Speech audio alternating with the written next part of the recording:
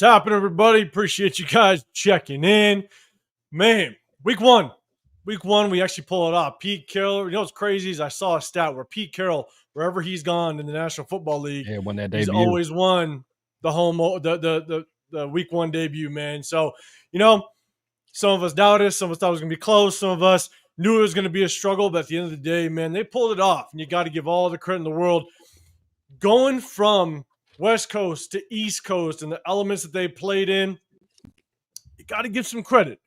A lot to still improve on, a lot that we need to work on, but to pull off a win like that, man, you got to give them a little bit of something, man. A shot to Pete Carroll, just win that debut as a Las Vegas Raiders. So, man, I appreciate you guys popping in with us. We're hitting you up on a Sunday. As y'all know, we do a sub-only chat. It's just to show our appreciation to all of our subscribers. We appreciate everybody that's popping in with us, man. But I got to give a shout out to my guys. You know we hit you guys on Sunday. I got Chris, Protect the Show podcast, as well as the Severe Raider. If you guys know, I'm 805 Raider, Real Talk Raider Nation. Do us a favor. Hit that like button. Just double tap that screen, but at the same time, if you can, hit that sub button as well. If y'all want to get included in this chat, because we're going to talk about the game. We're going to bring up some stats, some very interesting stats, something that we haven't seen in a very long time. We're going to chop it up. So if you want to get included in it, make sure you hit that sub button and get with us in that chat. So, chat, I'm going to say what's up to you guys in just a second. And Chris kind of took my cue a little bit because I haven't had a drink. I have not had a victory drink yet. And we're going to get it started. Salute to all you guys. Salute to my guys up in the Raider War Room. Salute to my guys. Everybody rocking with us in the chat. Let me say what's up to my guys, man. Chris, how you feeling, man? Good, man. Good. It was definitely relieved because you guys know I had a lot of questions going in this game, a lot of concerns. I feel better about some of the things. We all did. To be fair, yeah. We all did. But at the end of the day, man, I'm feeling good though. Like you said, all the kind of hurdles that we had to go coming, across the country and early games and all that stuff that usually, we do not have, any success doing. So, I was glad to see some of those things. So salute to Pete and Chip and all that, but we'll get into it. 100%, man. Severe. Hey, first, I want to say what's up at the same time. Let us know how that watch party was, man. Yeah, man, the watch party was great, man. Great turnout. It was a lot of positive energy, a lot of positive vibes. It was good watching a game like that, with a lot of Raider fans around us. There were two overwhelming sentiments in the room. One was we all were hoping that the Raiders won the game, and the other one was every time Jacoby Myers made a catch, everybody in the room, hey, this man. Stop effing around and give this dude his money. Y'all see my thumbnail. Pay this dude his effing money. Y'all said he's not a wide receiver one. What did he do? Went out there and proved what he can do when he gets the ball. Pay this man his money. So a lot of people in this chat, a lot of y'all got a lot of answering to do. I see one particular person, too, is talking spicy the other day in somebody else's chat. You'll probably be a little bit quiet today. You was talking kind of reckless. You know who you are. So, but other than that, man, I'm just happy. I'm going to start a lot of players out. A lot of players that, that didn't really do what they was expected to do. But at the end of the day, man, all I would care about is W's. I don't care if Geno could throw for 350 yards, he could throw for 35. As long as we get that win, that's all that matters, man. So it was great environment, man. Shout out to Dub and TNBC for everybody coming out. A lot of people came out from far just to watch that game. So it was really good turnout, man. And we got the W, man. So I told my boy, hey, we got to bring it back, man, because y'all might be a good look charm over there. Sure. Man, yeah, and your boy that was at the crypto bar. That man, your boy, hey, you guys showed out for him as well, man. Sometimes when you do an event, man, you're a little bit hesitant. You're like, damn, are people going to show up? You try to hype this thing up, and next thing you know, man, when people do show up, you got to give it credit and shout out to your guy, Severe, just letting you do it. You know what I'm saying, at that spot. So shout out to him, man. Everybody, if you're in that SoCal area, make sure you guys show some love to that spot. But man, guys, I'm gonna hit up the chat in just a second. If you guys can, people are starting to fly into the chat. If you guys can, hit that hashtag Raiders. If you guys got a comment, you want me to bring it up, or if you guys want, you got a question. But we're gonna talk all about the game. Don't say nothing, brother. Don't say nothing. I don't hear no excuses. Keep it quiet till next week. Hush it up. It's about to happen. Chewy, what's going on, man? What's happening, man? A lot to improve, but the win week 1 over McDaniels and Vrabel was a good one. It was, man. It was, man. We're going to talk about Geno as well. What up, Taddy? What's going on, man? Jason in the building. What's going on? Appreciate you popping in with us. What's going on, Dre? Appreciate you. Taddy said defense stepped up today. They did, man. We're going to talk about it. Boy Podcast, what's up, man? What's going on? We did win. Week 1. Oh, man, Yes, this is how you start this season. You know what I'm saying? Man. This way in a while. Yes. It's been a minute. Wow. Well, last year. Last year, the Ravens, right? No. Yeah, we won. No, that was week 2. We lost 1 versus the Chargers. I was at that game. The year that's before, right. Yeah, I was too. Yeah. The year before, we beat the Broncos in a tight game in week 1. So that's right. But we didn't like it. Didn't look nearly as impressive. It was a nasty win. It was that was the one that didn't Jimmy G. He ran for a first down. He ran for a first. No. Jimmy G had that crazy scramble where he could have. Maybe he did, but I know at one point he had a crazy scramble where he like kind of tossed it to Devontae for a first down where he was being sacked, and I was like, yo, that was a hell of a play. And after the game, Jimmy G was like, oh man, it's an ugly win. And then Devontae was like, no man, every win is beautiful. Every win is beautiful. And then later on in the year, Devontae was like, man, we ain't winning like we supposed to win. Like, man, shut your dumb ass up, man. Hear that nonsense, bro. And if we could remember, hey, we were all hyped after that win too as well. A lot of us. Oh yeah, everybody in the chat, we're all hyped up. But hey, we gonna soak this win up. Oh, what up, Bart? What's going on, man? What's happening? Great post game speech by Pete Carroll, man. Hey, if you guys saw that post game speech, it's in the locker room. It definitely looked like the guys were hyped. The guys were all about it, man. Anytime you come up with a win, they needed that. Yeah, I'm ready. And that's one thing about this is what's important, right? Because I think a lot of what derailed Josh McDaniels is that he didn't have early success. And when you grind guys as hard as he grinded guys and practice them as hard as he practiced them, and you don't see the results of winning, you're like, bro, what are we doing this for? Like, what are we doing this for? So it's very important that you see some early success, you build some credibility, because that way guys will trust you. And you can say, look, man, look, just follow my lead. I can show you the way. Look what we just did, and so this goes a long way to building that belief. And now, it's going to be a tough week because our opponent had, they got done Thursday, and, they was preparing for us Friday. So, they got a few days on us now, but, Pete Carroll, he came out and in the situations the Raiders usually don't win, that there's early East Coast starts. He got the dub, man. So that was a great thing to see. One thing I do want to bring up is, and Severe, you're right. Winning cures all. It don't matter how it looks. It don't matter how you get it, because we all know winning a game in the NFL doesn't matter if you're the worst team or the best team. It's hard. It doesn't matter. Like, winning in the NFL is one of the hardest things to do in sports in general.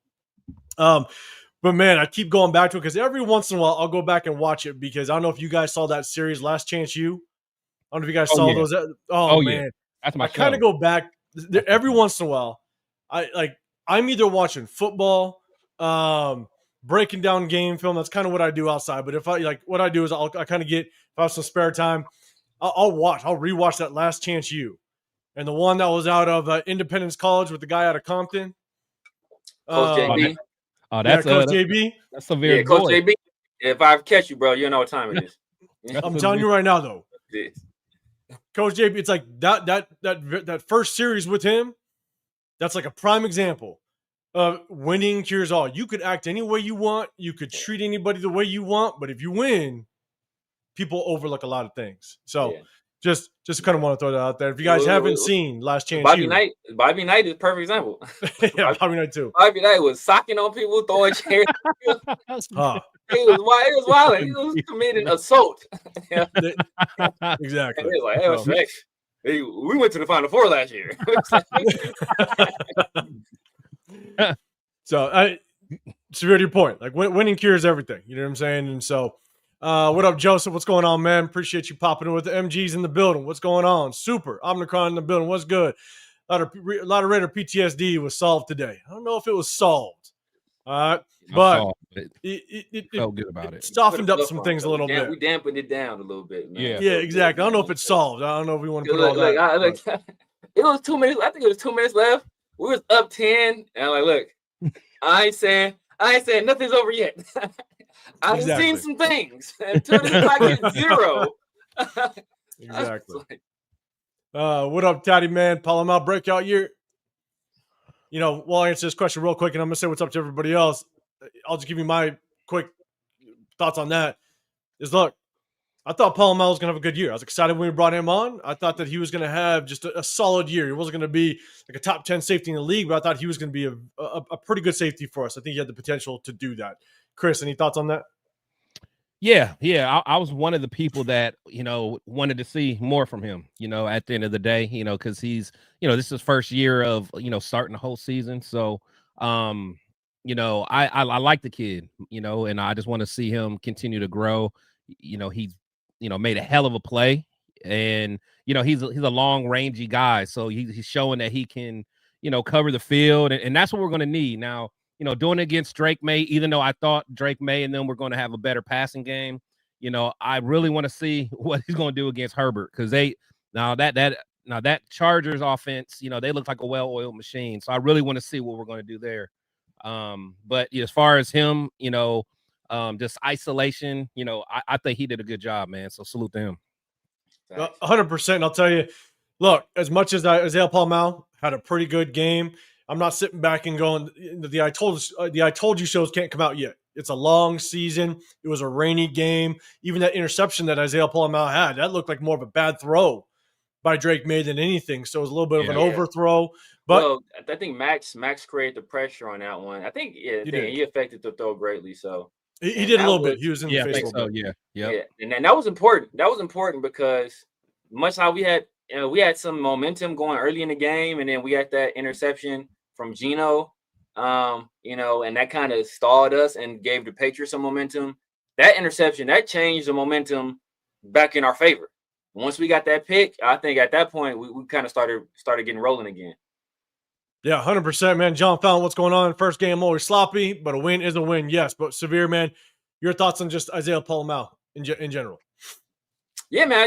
I think he had a good game, man. He was physical. It's one play. I'm gonna say he had the interception. Obviously, he was in on some other plays. I think one play, they threw. I don't know if it was a screen. It was like a little outlet pass to Trey, and he was on it before. Like he was running before the ball was even thrown. Yeah, he was down the alley, and he laid a big hit. And like the Patriots are lucky that wasn't coughed up in a fumble, because like he was there as soon as the ball was there. It was like bang bang, and it was a nice, like, solid hit. So I think he's a guy that he brings some physicality to the safety position. He brings some athleticism, a little bit more than what Marcus Epps had. So and he seems to be in the right place at the right time. We kind of saw it in the preseason as well. So hopefully he continues to build on this, man. I know he's a guy that the coaching staff loved. He kind of reminds me of, I can't remember dude's name. We picked out of, I think it was out of Utah a while ago. It was Reggie McKenzie pick, and Reggie McKenzie said he was a football playing Jesse. What was my guy's name? Out of Utah. Hey, I forget his name, but like that's Pola-Mao, man. He's a football playing Jesse. Shit, I'm trying to remember who you were talking about. Was it the lineman? Like the first guy he ever? It was a safety. Was it the big safety? Like No, he was a smaller guy. No, not him. Not Keith McGill. Dang, it was a small. It might not have been out of Utah. He was an Oos. He was an Oos too. Dang, what's my guy's name? I can't remember. I'm blanking. I'm sure someone in the chat will help us out. Start with an S. Start with an S.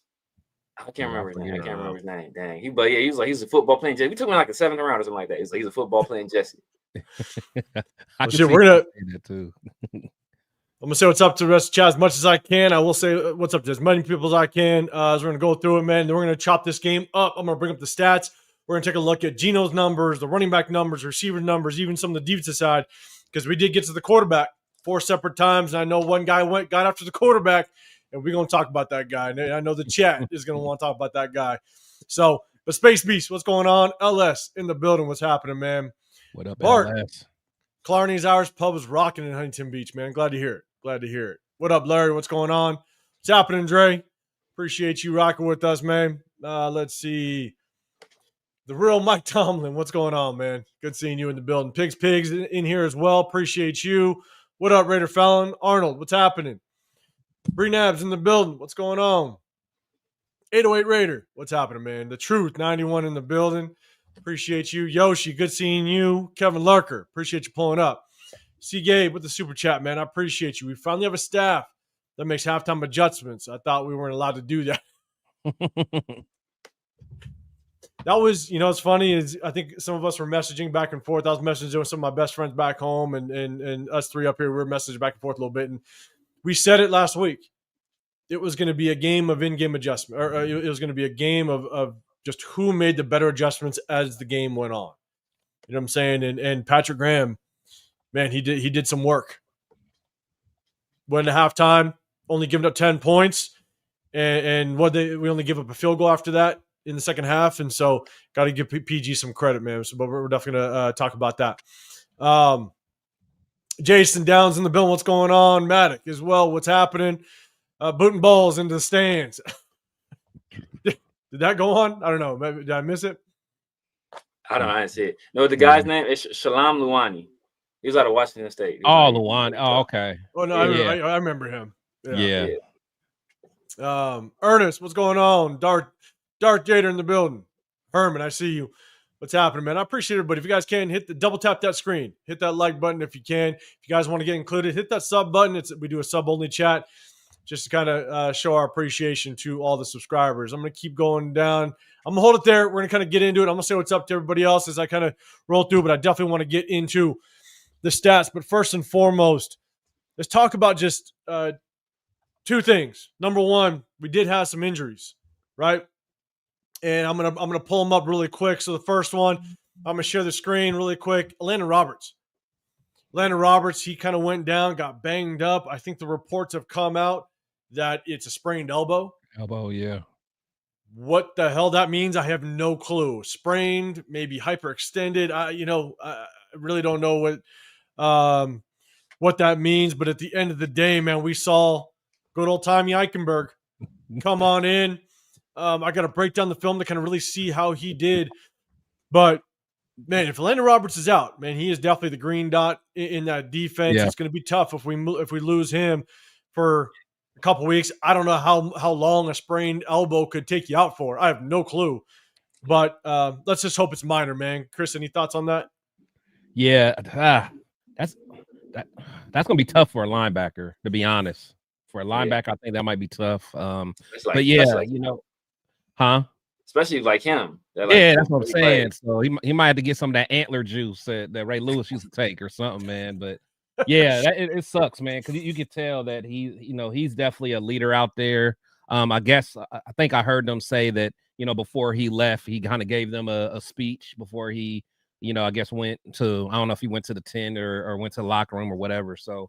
But yeah, it's definitely going to hurt. But I think again, I'm with you. I do want to see kind of what Eichenberg did, during his time in there.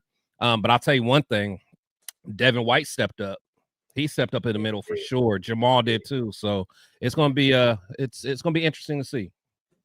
Yeah, Devin White actually played his ass off. He did, without question. And Chewy, no, I don't got an 805 this time. This is the Miller Lite, but I do have extras that are about to go in the fridge in just a second. So I do got it. Don't worry. Here we go. Don't worry. They just ain't cold right now. Even his beer cans are black. It's just... And when they're not, they got a coaster on them. Exactly. Oh man, you know how I do. All right, man. Severe, man. Any thoughts? Landon Roberts, man. Yeah, if he misses a few weeks, maybe even longer, man, it's a big blow to the defense. It is big blow to defense. I know Tommy Eichenberg was out there a little bit. It's funny because I was talking to some people at the event, and I was like, "Yeah, man, if Landon Roberts goes down, it's like we're gonna probably put Tommy Eichenberg out there, and if we go put Tommy Eichenberg out there in goal line situations, you better watch out. You better watch out." But I didn't really notice him a lot, which is a good thing for Tommy Eichenberg. Yeah. If you don't notice Tommy Eichenberg, that's a good thing. See him, that's a good thing. I think we went to a lot of sub packages as well, though, where it's a lot of just Pratt and White out there. Saw some Jamal Adams, and then it's a lot with just Jeremy Chin out there. So I don't remember how much he was actually on the field. I was mainly trying to pay a lot of attention to the defensive line, so I wasn't really looking at the linebackers as much. But hey, I didn't notice him, so kudos to him, man. Hopefully, if Landon is out for a while, he kind of steps up. And to be dead honest, once you go back and you look at the game film, or I'm sorry, you look at the game stats, Drake May threw the ball 45 times. That means that linebackers, you don't see them a whole lot. They're dropping into coverage. If the ball ain't going that way, you can see it. They didn't run the ball very often, so it didn't even give some of the linebackers time or opportunity to kind of flash or show what they could do. And so that's probably why, kind of towards the tail end, Tommy, we really didn't see him. Shit.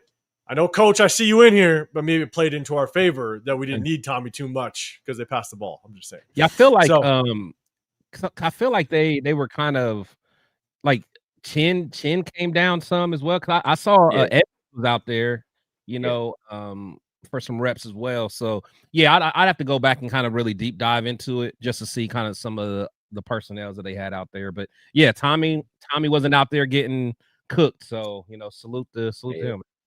Salute to the omelets out there, man. And if you guys don't know, if you guys are new, do me a favor. If you are new and you're hitting that sub button for the first time, just hit that hashtag new one just so we can show our appreciation. So we definitely appreciate everybody that's kind of new. And again, we do a sub only chat to show our appreciation to all of our subscribers. And if I do get to a topic, if you asked a question in the chat previously and we get to that topic, if you can't, throw that question back in there and hit that hashtag Raiders. When we creep up to over 200 people or, close to 200 people in the chat, man, it's tough to navigate. So hit that hashtag Raiders and it'll definitely catch my eye. Definitely want to address any questions or comments that get popped up there. But yeah, at the same time, it is tough because you just never know how much this can affect Landon Roberts and his ability to come back. So we'll kind of see just kind of how it works out.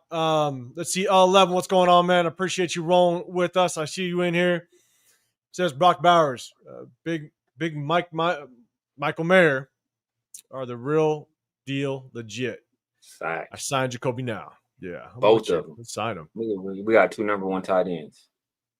They look good, man. They look good. Raider Paul, what's happening, man? Jake Long. Yeah, that Chris? Where you at? Yeah, that Chris? I don't hear. Well, where's Ian Thomas at? I see him. Hey, he was out there a couple reps. Big Ian was out there when Bowers got hurt. Big Ian was out there. He was out there a couple reps. Yeah, Alex O's getting warmed up, baby. Ian Thomas, a dude that dried out the football before Carlson kicked it. God damn it. No, for real. Mayer did his thing, man. Mayer did his thing, blocking as well. Seeing him come out the backfield as a fullback. Yeah. He did his thing for sure. He did. Raider Pete, man, Crosby not a big factor. He has to play up to his pay grade, especially versus a rookie left tackle, man. We're gonna talk about that when we jump to the defensive side, man, for sure. What up, Coach? I see you. Did y'all see Ami ball out? We saw it. I mean, didn't get much opportunity, but yeah, he was out. Coach probably saw it, but he's probably every play he was watching. What time yet? He was rewinding like I do. That's what he was doing. I guarantee it. Jason, you're saying a sprained elbow can last for weeks. Yeah, and it all depends on just kind of what type of sprain that is. It's like sometimes, I don't know, like when I stopped playing football, I'd go and play like, shit you not, I'd go and play like 4 or 5 hours of basketball a night. If you've ever rolled your ankle, bro, it is horrible. It's one of the worst feelings in the world when you roll your ankle, and sometimes those sprains can last longer than breaks. Yeah, they linger. You know what I'm saying? And so, Jason, you're saying a sprained elbow can last for weeks. Yeah, man. So we're crossing our fingers. We're crossing our fingers. You know what I'm saying? You better throw one of those Ray Lewis bionic arm braces on that thing.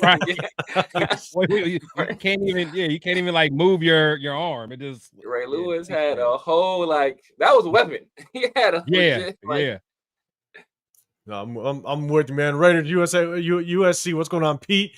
Is the master of second half adjustments. Nice to finally see that. We did adjust pretty well, man. We're gonna jump into that. Like Dre right there with it. Yeah, Dre. What up, Money Chuck? What's going on, man? Appreciate you popping in with us. Chewy, hitting that hashtag Raiders. Appreciate it. Will Geno Smith cook like this against a legit secondary?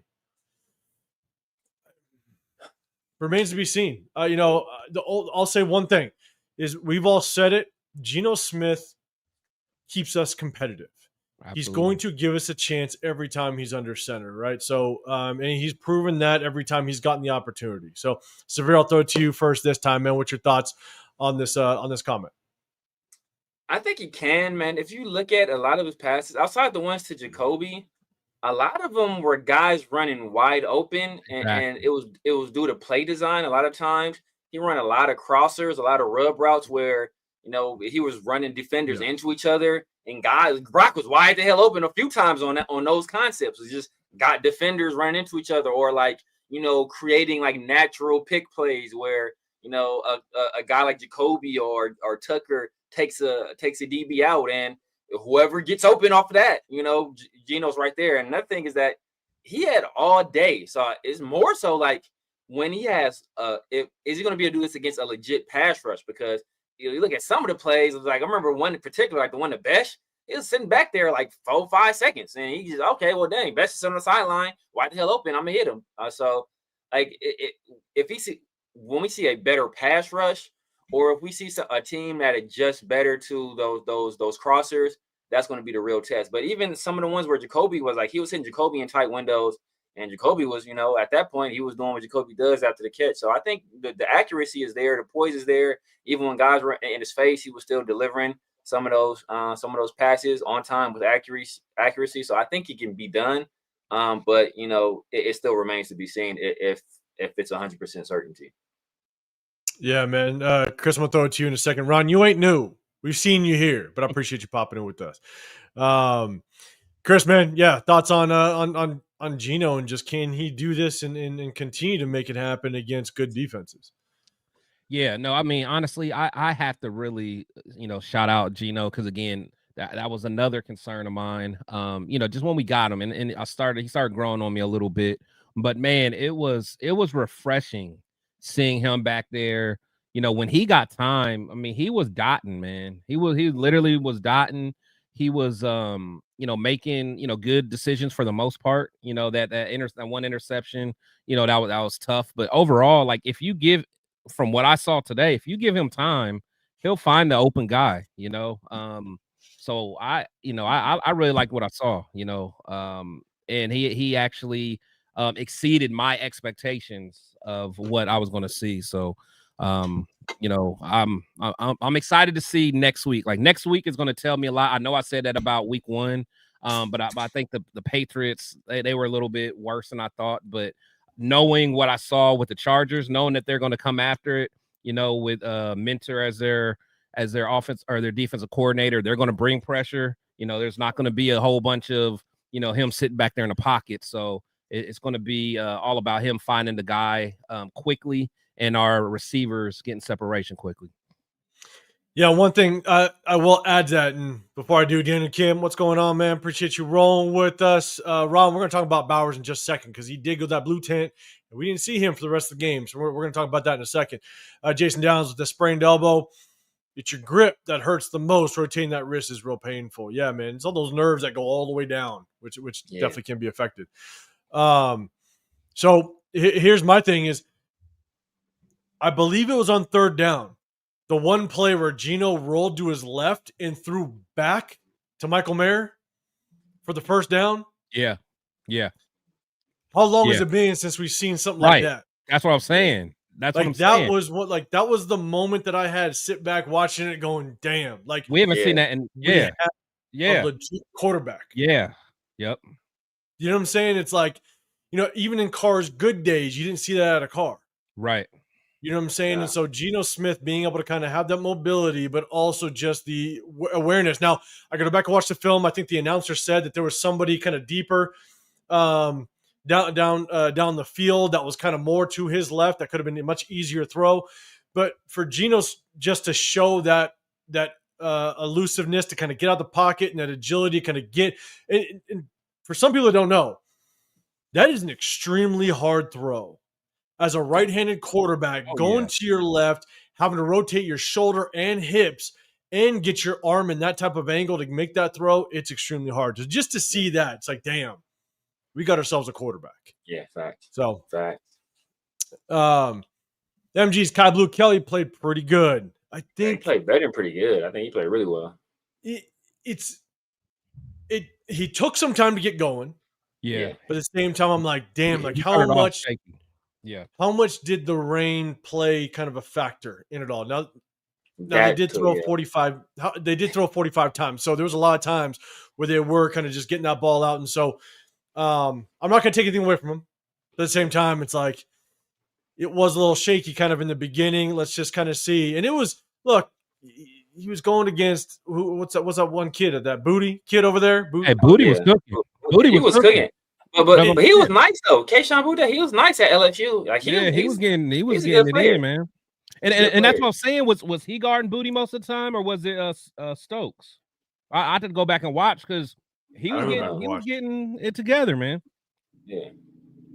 So no, we'll see. Again, it's really hard to determine just kind of how the rain kind of played a role. But look, the rain didn't affect Geno, so you can kind of look at it both ways. What up, my two? What's going on, man? Brandon in the building as well. Appreciate you guys popping in with us. Bart, in that hashtag Raider Bart says he was sacked 4 times and running game was suspect. We're going to talk about that running game without question. John found that T pass to Tucker was a thing of beauty.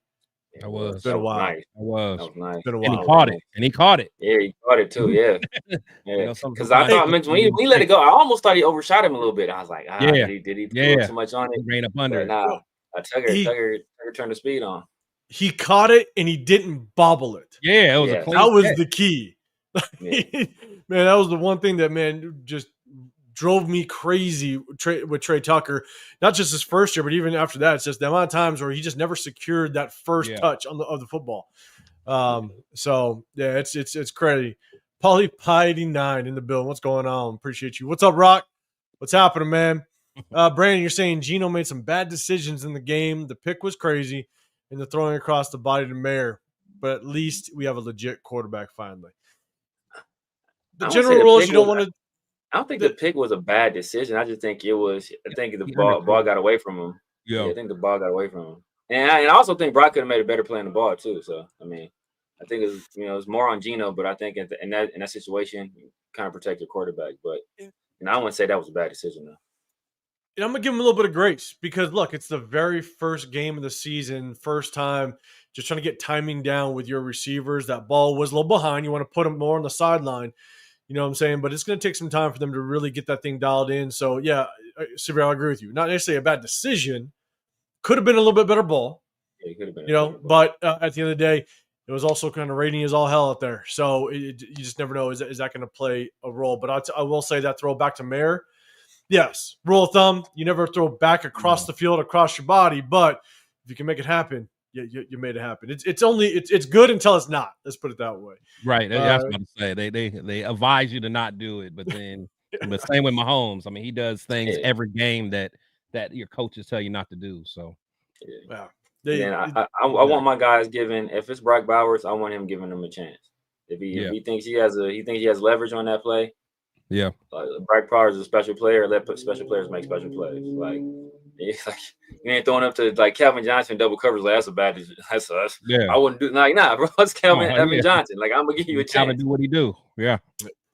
Exactly. Rock charging suck ass, man. Hey, we are potentially playing for first place in our division Monday night, and if y'all don't know, we are going to be there in person all weekend long for the Monday night home opener. We'll be there on Saturday, Sunday. Come rock with us. Hit us up if you guys are going to be in town. We're going to be kind of all over the place. You know what I'm saying? We're probably going to find ourselves at Fremont at some point, but we're definitely going to be tailgating, rocking out. I know that the Black Hole does something, I think, in Lot W, I think it is.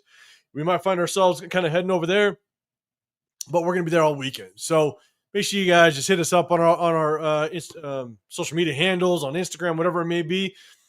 We'll let you know where we're at, man. It's going to be a lot of fun. So, all right, let's jump over real quick.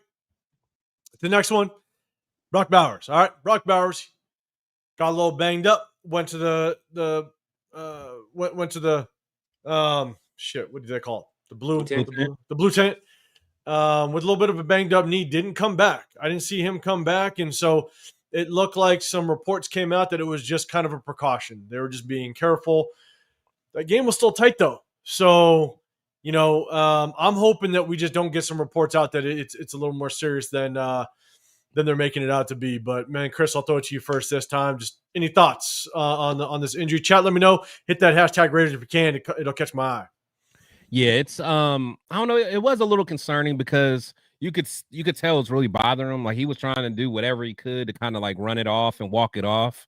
And he's the type of guy that if it's a little bit of pain, he'll play through it. The fact that he didn't come back and we were still kind of fighting in that game, and he knows how big of a part of that he is. Him not coming back is a little concerning. So I'm interested to see kind of what comes out of that. But just knowing just how Brock is, he's that lunch pail guy that if I need to play through it, I'm going to do it. So we'll see. So we'll see at the end of the day. But I mean, the dude was balling, so we need him for sure.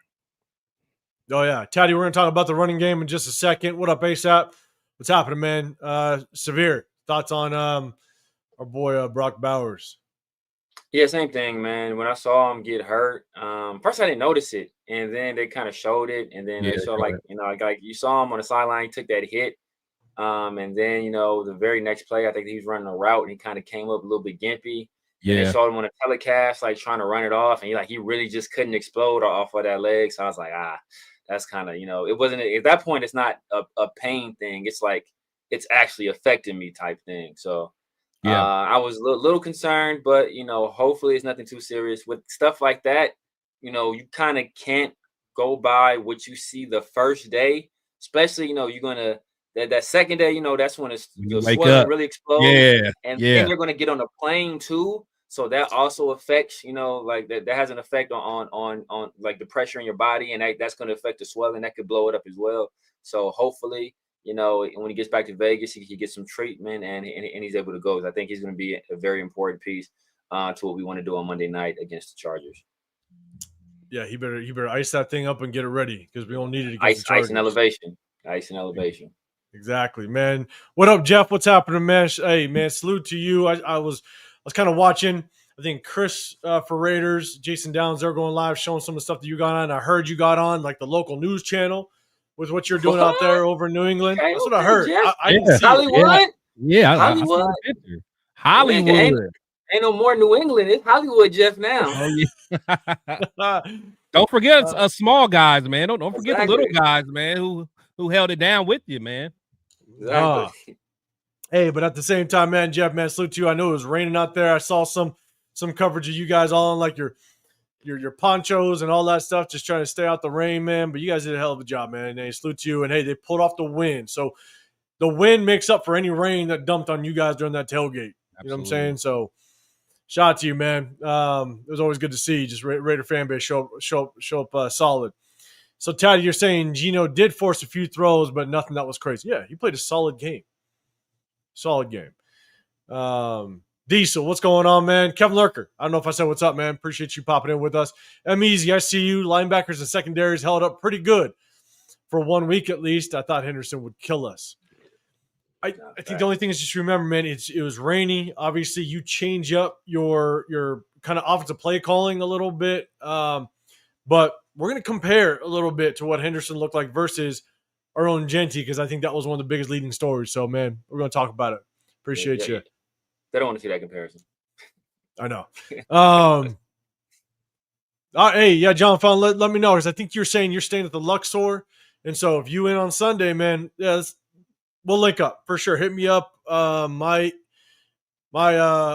social media is _805 Raider. So hit me up on Instagram, all that stuff, and we'll find time, man, for sure. Ernie, what's happening, man? Unpopular opinion, but clearly no one has been able to debate with me without tapping out. People who think Jalen Carter should have been kicked out the game are soft as fuck. I'm here to see the best versus the best. If you spit on somebody, and that's the rules, man, I'm going to tell you. Yeah, spit on somebody, man. Like somebody will literally eliminate you. I don't want to say the word on YouTube. They will take you out if you spit on somebody out here, bro. You will be toe tag out here spitting on somebody. Like, you don't do that to another grown man. I know Dak kind of did it first in his direction. So, and the refs they always catch the second guy, and Jalen Carter already kind of has a reputation. And then, Dak was he was snitching too after he initiated it. And then, but Jalen got to be smarter right there. He got to understand that people are gonna try to push his buttons, and because they can't mess with him any other way. He was gonna go out there, he was gonna dominate in the game. So only way they can really take him out of this game is either get him kicked out or, mess with his mental. So he got to lock in and not let that stuff distract him, and get your payback on the field. Right. Chris, any thoughts on that? Yeah, no, same thing. At the end of the day, he got to be smarter because, again, that game probably looks a lot different if Jalen Carter's in there, at the end of the day. So, Coach, I mean, like, and the thing is, like, coach, I'm about to put you on time. I'm about to put you on timeout, man. Coach is going wild in the chat. The thing is, like, with Ernie, it's like, look, like, the rule's there for a reason. You don't need players just spitting on each other all over the place, right? The rule's there for a reason. So for sure. I mean, yeah, you could argue whether or not it's a shit rule, whatever, but it's there for a reason. It makes all the sense in the world to not be spitting at people. And so to argue that or to argue that he was kicked out, that's a shitty way to get kicked out. Yeah, okay, you can argue, but at the same time, it's like, but it's a fair rule, so don't do it. Yeah. There's no argument on whether or not you shouldn't do it. So yeah, that's just I think, Arnie, that's just a tough argument to kind of be had. And so, all right, let's see, man. I appreciate everybody rock with us. Miller Time Gaming. What's happening, man? I see you in the building. Appreciate you popping in with us.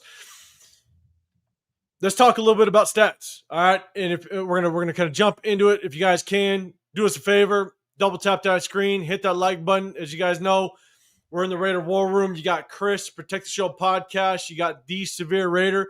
I'm 805 Raider, Real Talk Raider Nation. We hit you guys on Sundays, kind of give you a post game, kind of recap of the game. But at the same time, we hit you guys on Wednesdays in the middle of the week, and we break down game film. So make sure you guys tap into that, because we chop up the game film and we show you the real picture of kind of what went down. So we definitely have fun, and a lot of our viewers definitely like rocking with us on that. So make sure you guys check in with us. What up, Raiders Food? Chris, what's going on, man? Good seeing you. So let's do this. We're going to go over, let's take a look at these game stats. If you guys can see it, I hope you guys can see it. Remember, kind of do this view, because when we break down game film, we try to mess with YouTube's we try to mess with YouTube so that they don't demonetize us when we try to rock some game film. But we pull it off. 2013. We'll look at the Patriots stats real quick, then we'll jump into ours. So Patriots, just stats-wise, Drake May, 30 for 46, man. They came out with the intention of trying to pick on that secondary, which made all the sense in the world. All the sense in the world. 30 for 46, 287 yards, an average of 6.2 yards per pass, 1 touchdown, 1 interception. We got to him 4 times. QBR, man, that's a QBR rating of 39, which is nasty work. So, it was rainy, a little bit of tough. You never know how much that kind of plays into the game. But at the end of the day, man, Drake May just didn't look very good overall. Some of the decisions that he made, some errant throws, which was a little bit tough. Then you jump over to Geno Smith, and this is kind of where we're going to kind of dive into it. Geno Smith, man, 24 of 34, 362 yards, 10.6 average per pass, 1 touchdown, 1 INT. He got sacked 4 times. QBR is 63. We finally have ourselves a little bit of a quarterback, man. So chat, let me know if you guys had anything previously about Geno Smith. Hit that hashtag Raiders, put it on the screen, put it on there. I'll try to pull it up, man. But Severe, I'll throw it to you first this time, man. What's your thoughts? Geno Smith, his debut as a Las Vegas Raider. Yeah, man, I think he had a great debut, man. Think about the elements they were playing in as well. It was a rainy game. It's usually tough to throw the ball in those conditions. Tough for guys to make catches. I think he did really well. Over 360 yards. It's still like 70-something completion percentage. That's a hell of a debut, and that's 70%. That's about where Geno's been the past 3-4 years since he's been a starter in Seattle. He's been hovering around that 70% mark. People like to look at last year. I know they looked at his interception to touchdown ratio, and a lot of people were complaining, he had 23 touchdowns and only and 15 interceptions. It's not great. But sometimes numbers don't tell the whole story. And I know even though he did have that 1 interception a day, he still played winning football, in my opinion, and he made plays when they mattered. And the 3rd and 20 is the perfect example of that, where game basically is to seal the game at that point. He has Dante Thornton for a big gainer. So I think he did the things that we've been looking for quarterbacks to do in the past. He showed poise, showed leadership. He was clutch. Showed improvisation skills on one play where he kind of had to scramble and throw out to his left. I mean, I think that was some good ball. Were you watching the game? Man, what you watching, Chris? You just see D-Hop's catch. What happened? Oh no, I ain't watching it right now. I got it in front of me right here, and I just see them kicking a field goal, so I didn't see the catch. And so Red Ryan, what's going on, man? I appreciate you popping in here. Bronx boys in the building. What's happening, man? Detroit Lions are not doing so good this year. Hope they're going to turn around. All right, man. I'm assuming Detroit fan. I'm assuming, man, but I appreciate you rocking with us. And here's the thing, right? Severe, you kind of touched on it for a second, but man, Geno Smith, he was just making good decisions. Yes, that interception was tough, but you expected some. You expected just some jitters, not jitters. Sorry, I take that back. Just the ability just to kind of get chemistry down with receivers, right? And sometimes that can lead to just some passes that are behind receivers, maybe a little bit overthrown, stuff like that. But for his debut, man, he looked as on point as a quarterback could have looked. And you can't argue it when you're 24 of 34, 362 yards. And we're going to talk about the receivers in just a second because we're going to go to the running game after that. We'll look at the receivers. But there's one stat that was very impressive that I think we haven't seen in a very long time when we look at the receivers. I'm going to touch on that in just a second. But, man, Chris, thoughts on Geno Smith and just how he looked this Raider debut? No, he looked poised. He looked like he has a good grasp of the offense and understanding of the offense, kind of what Chip Kelly wants to do. And plus, I think Chip Kelly just put him in a very good position, man. Like Chip was doing, some of those things that I was hoping that he was going to do, was being able to scheme guys open. I mean, there was a few tight throws that Geno made, in a couple that he threw downfield and gave the receiver a chance. But for the most part, man, like he was throwing into, some open guys, guys that were getting some separation, and it seemed like they were just being schemed open. So again, I got to watch the film a little bit more, but what I saw, Geno looked good. Like, I was very impressed, man. Just, I was in the group chat just talking to you guys, and I was just like, I don't know what I was expecting, because, Geno in the past, he's kind of been up and down, but from what I saw today, like, that was some of the best quarterback play for the Raiders since, I mean, I'm not going to say like Rich Gannon, but it's like, because that might be pushing it. But man, at least since like maybe Carr 2016, at least in. Can I add that? I want to say it was either the opening drive or maybe the second series that Geno Smith had. They had the corner blitz off one side. Jacoby Myers read it, and Geno Smith caught that hot route. Yeah. It's been a long time since I've watched film. You guys know how I do it, and everybody in the chat, you guys know we break down the game film. It's been a long time since I've seen a quarterback and receiver be on the same page and pick up that hot route. Pay that man. Like, it was a thing of beauty. Both them saw it on the boundary. Bang, Geno hit Jacoby Myers. Jacoby Myers cut off his route. A simple little 4 or 5 yard hitch. Yeah. Bang. Like, for those two to be on that type of page this early, game one, it was good to see because we haven't seen that in quite a while. So, again, those are the type of things that I'm kind of watching, just kind of catches my eyes. Man, for them to hit that hot route was pretty impressive. MGs, man, with that hashtag Raiders, man, Geno was cool under pressure, unlike some of the QBs that we've had. Yeah. Glad we picked him up. And there was plenty of time where that offensive line, man, there was pressure in his face, and Geno was still able to either maneuver in the pocket, kind of get out of harm's way, but still be able to get that ball off and make something happen. Because that offensive line, it was shaky. It was very shaky. We're going to talk about that in just a second. Sometimes, man, but there was some times where he had all the time in the world. Yes. Especially early in the game. I mean, I was like, sheesh. Yeah.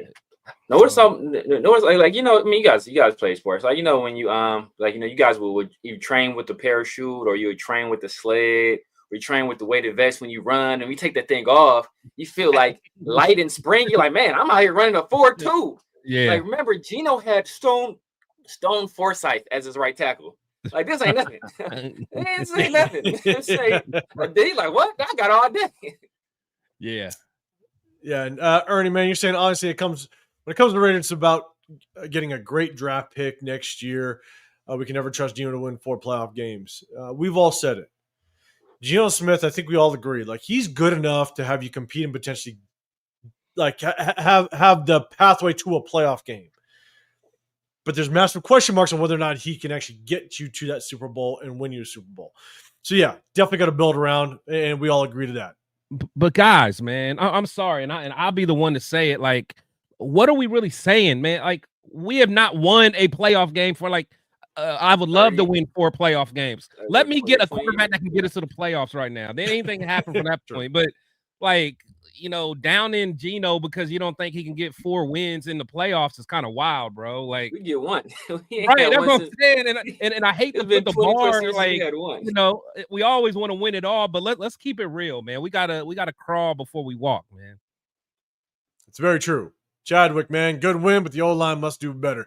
I think there's a lot of improvement that we can have on the O-line, but you got to remember that Patriots front 4 is actually pretty solid. They're a pretty good front 4, so just kind of keep that in mind. And so, look, the other point I want to bring up, and we're going to get to the running game in just a second, but you take a look at the receivers. Brock Bowers, 5 for 103. Jacoby Myers, 8 for 97. Trey Tucker, 2 for 54. Dante Thornton, 2 for 45. Michael Mayer, 4 for 38. Jack Bech, 1 for 23. Ashton Genty got a couple of dump-off passes. Here's the thing.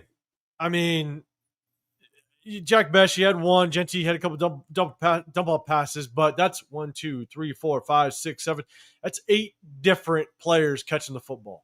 Man, let's spread that ball around a little bit. Love it. But the one thing I will say, that's spreading the ball around a little bit. I'm going to throw it to my guys, but I want to take a look at this stat right here. Yeah. Brock Bowers along with 38. Jacoby Myers along with 24. Trey Tucker, 28. Dante Thornton, 36. Jack Bech, 23. That's 5 different receivers with a 20-plus yard reception. Yeah. When's the last time we saw that in one game? Chris, man, talk about it, man, because it's pretty wild. Yeah,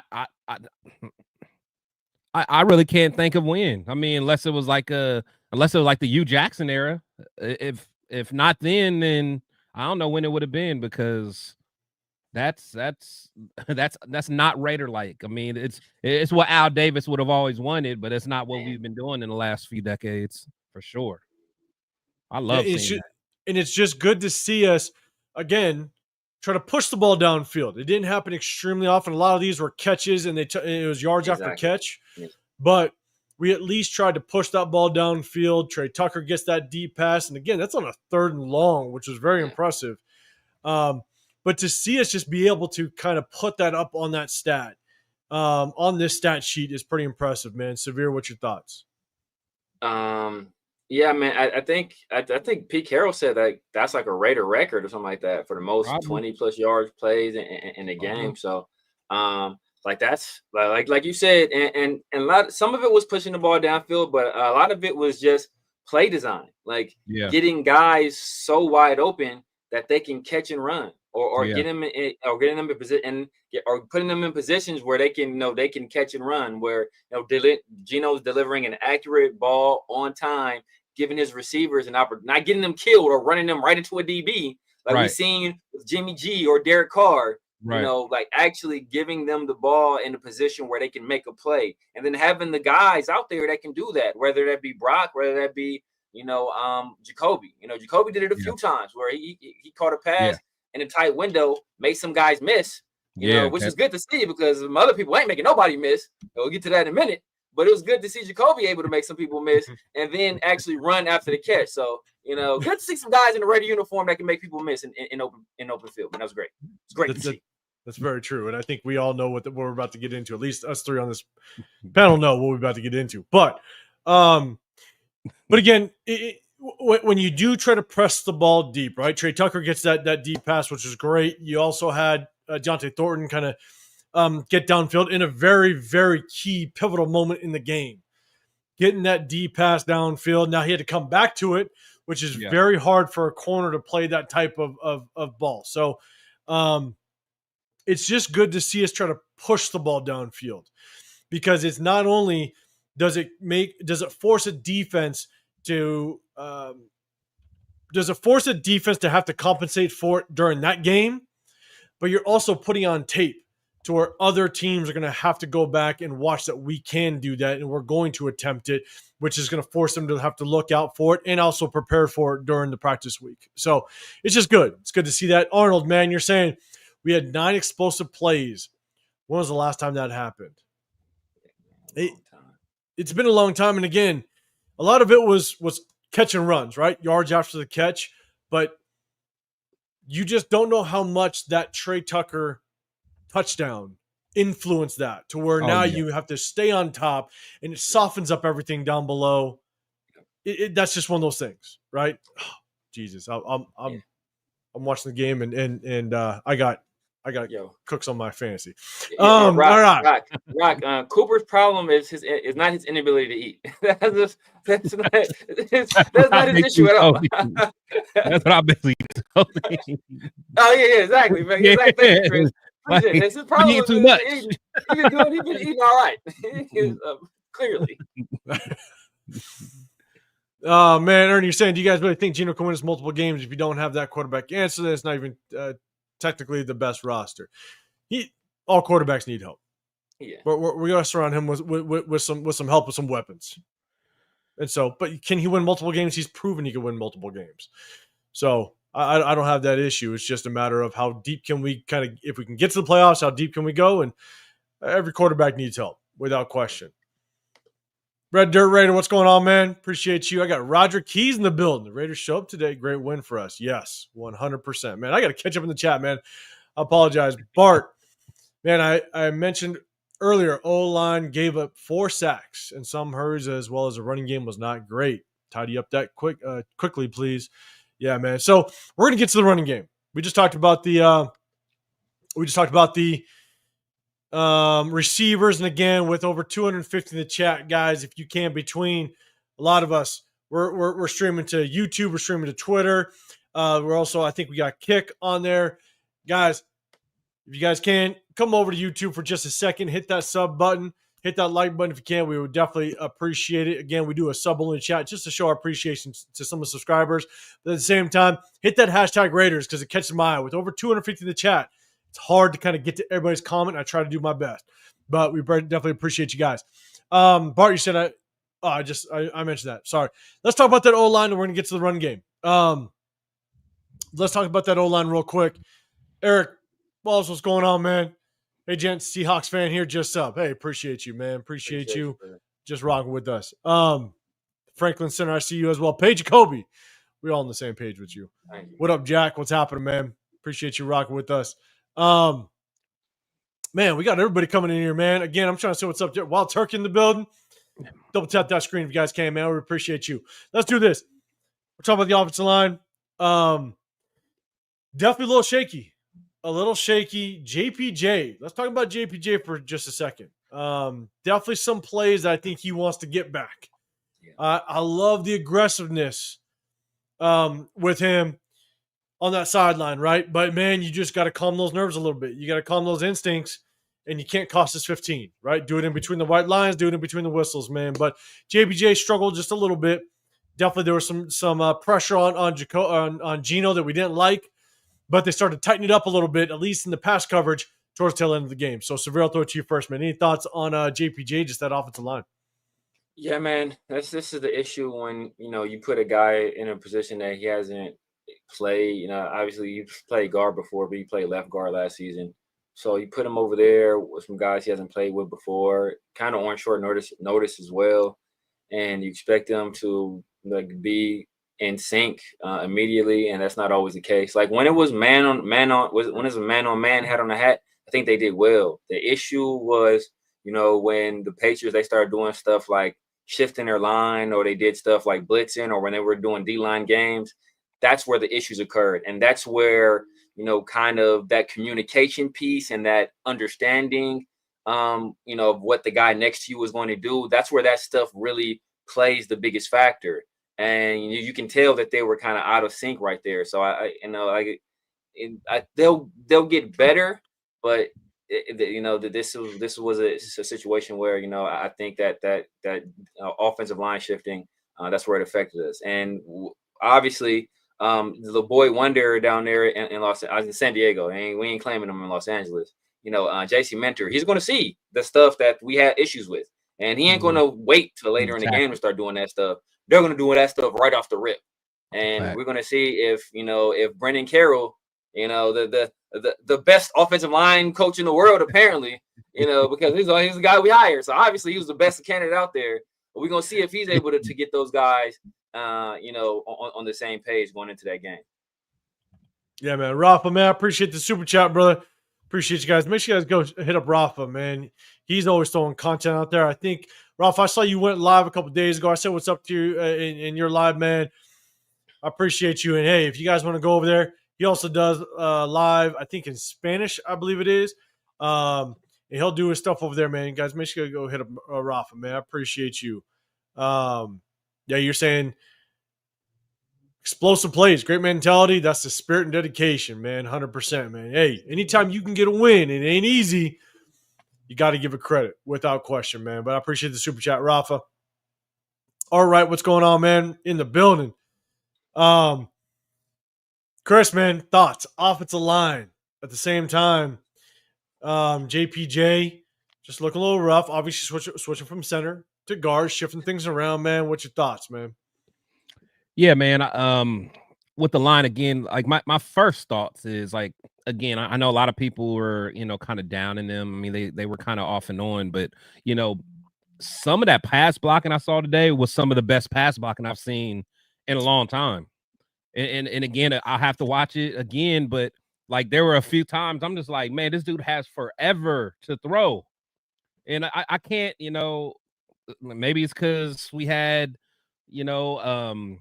Andre James out there or whatever, and Parham and all that. But, I felt like today, there were some times that they looked pretty good. And again, we did get caught with some stunts and stuff like that. But, it kind of goes back to what I was saying a while ago. It's like, these guys have to gel. That's why it's tough taking guys out of their natural position and putting them somewhere else. People act like all of a sudden JPJ is just not a good lineman. He just has to, get used to playing a new position. We know this guy can play football. We know he can play offensive line at a high level. We've seen it. We just got to, get it out of him. My man, Meredith had some very good reps, man, at center. Oh, yeah.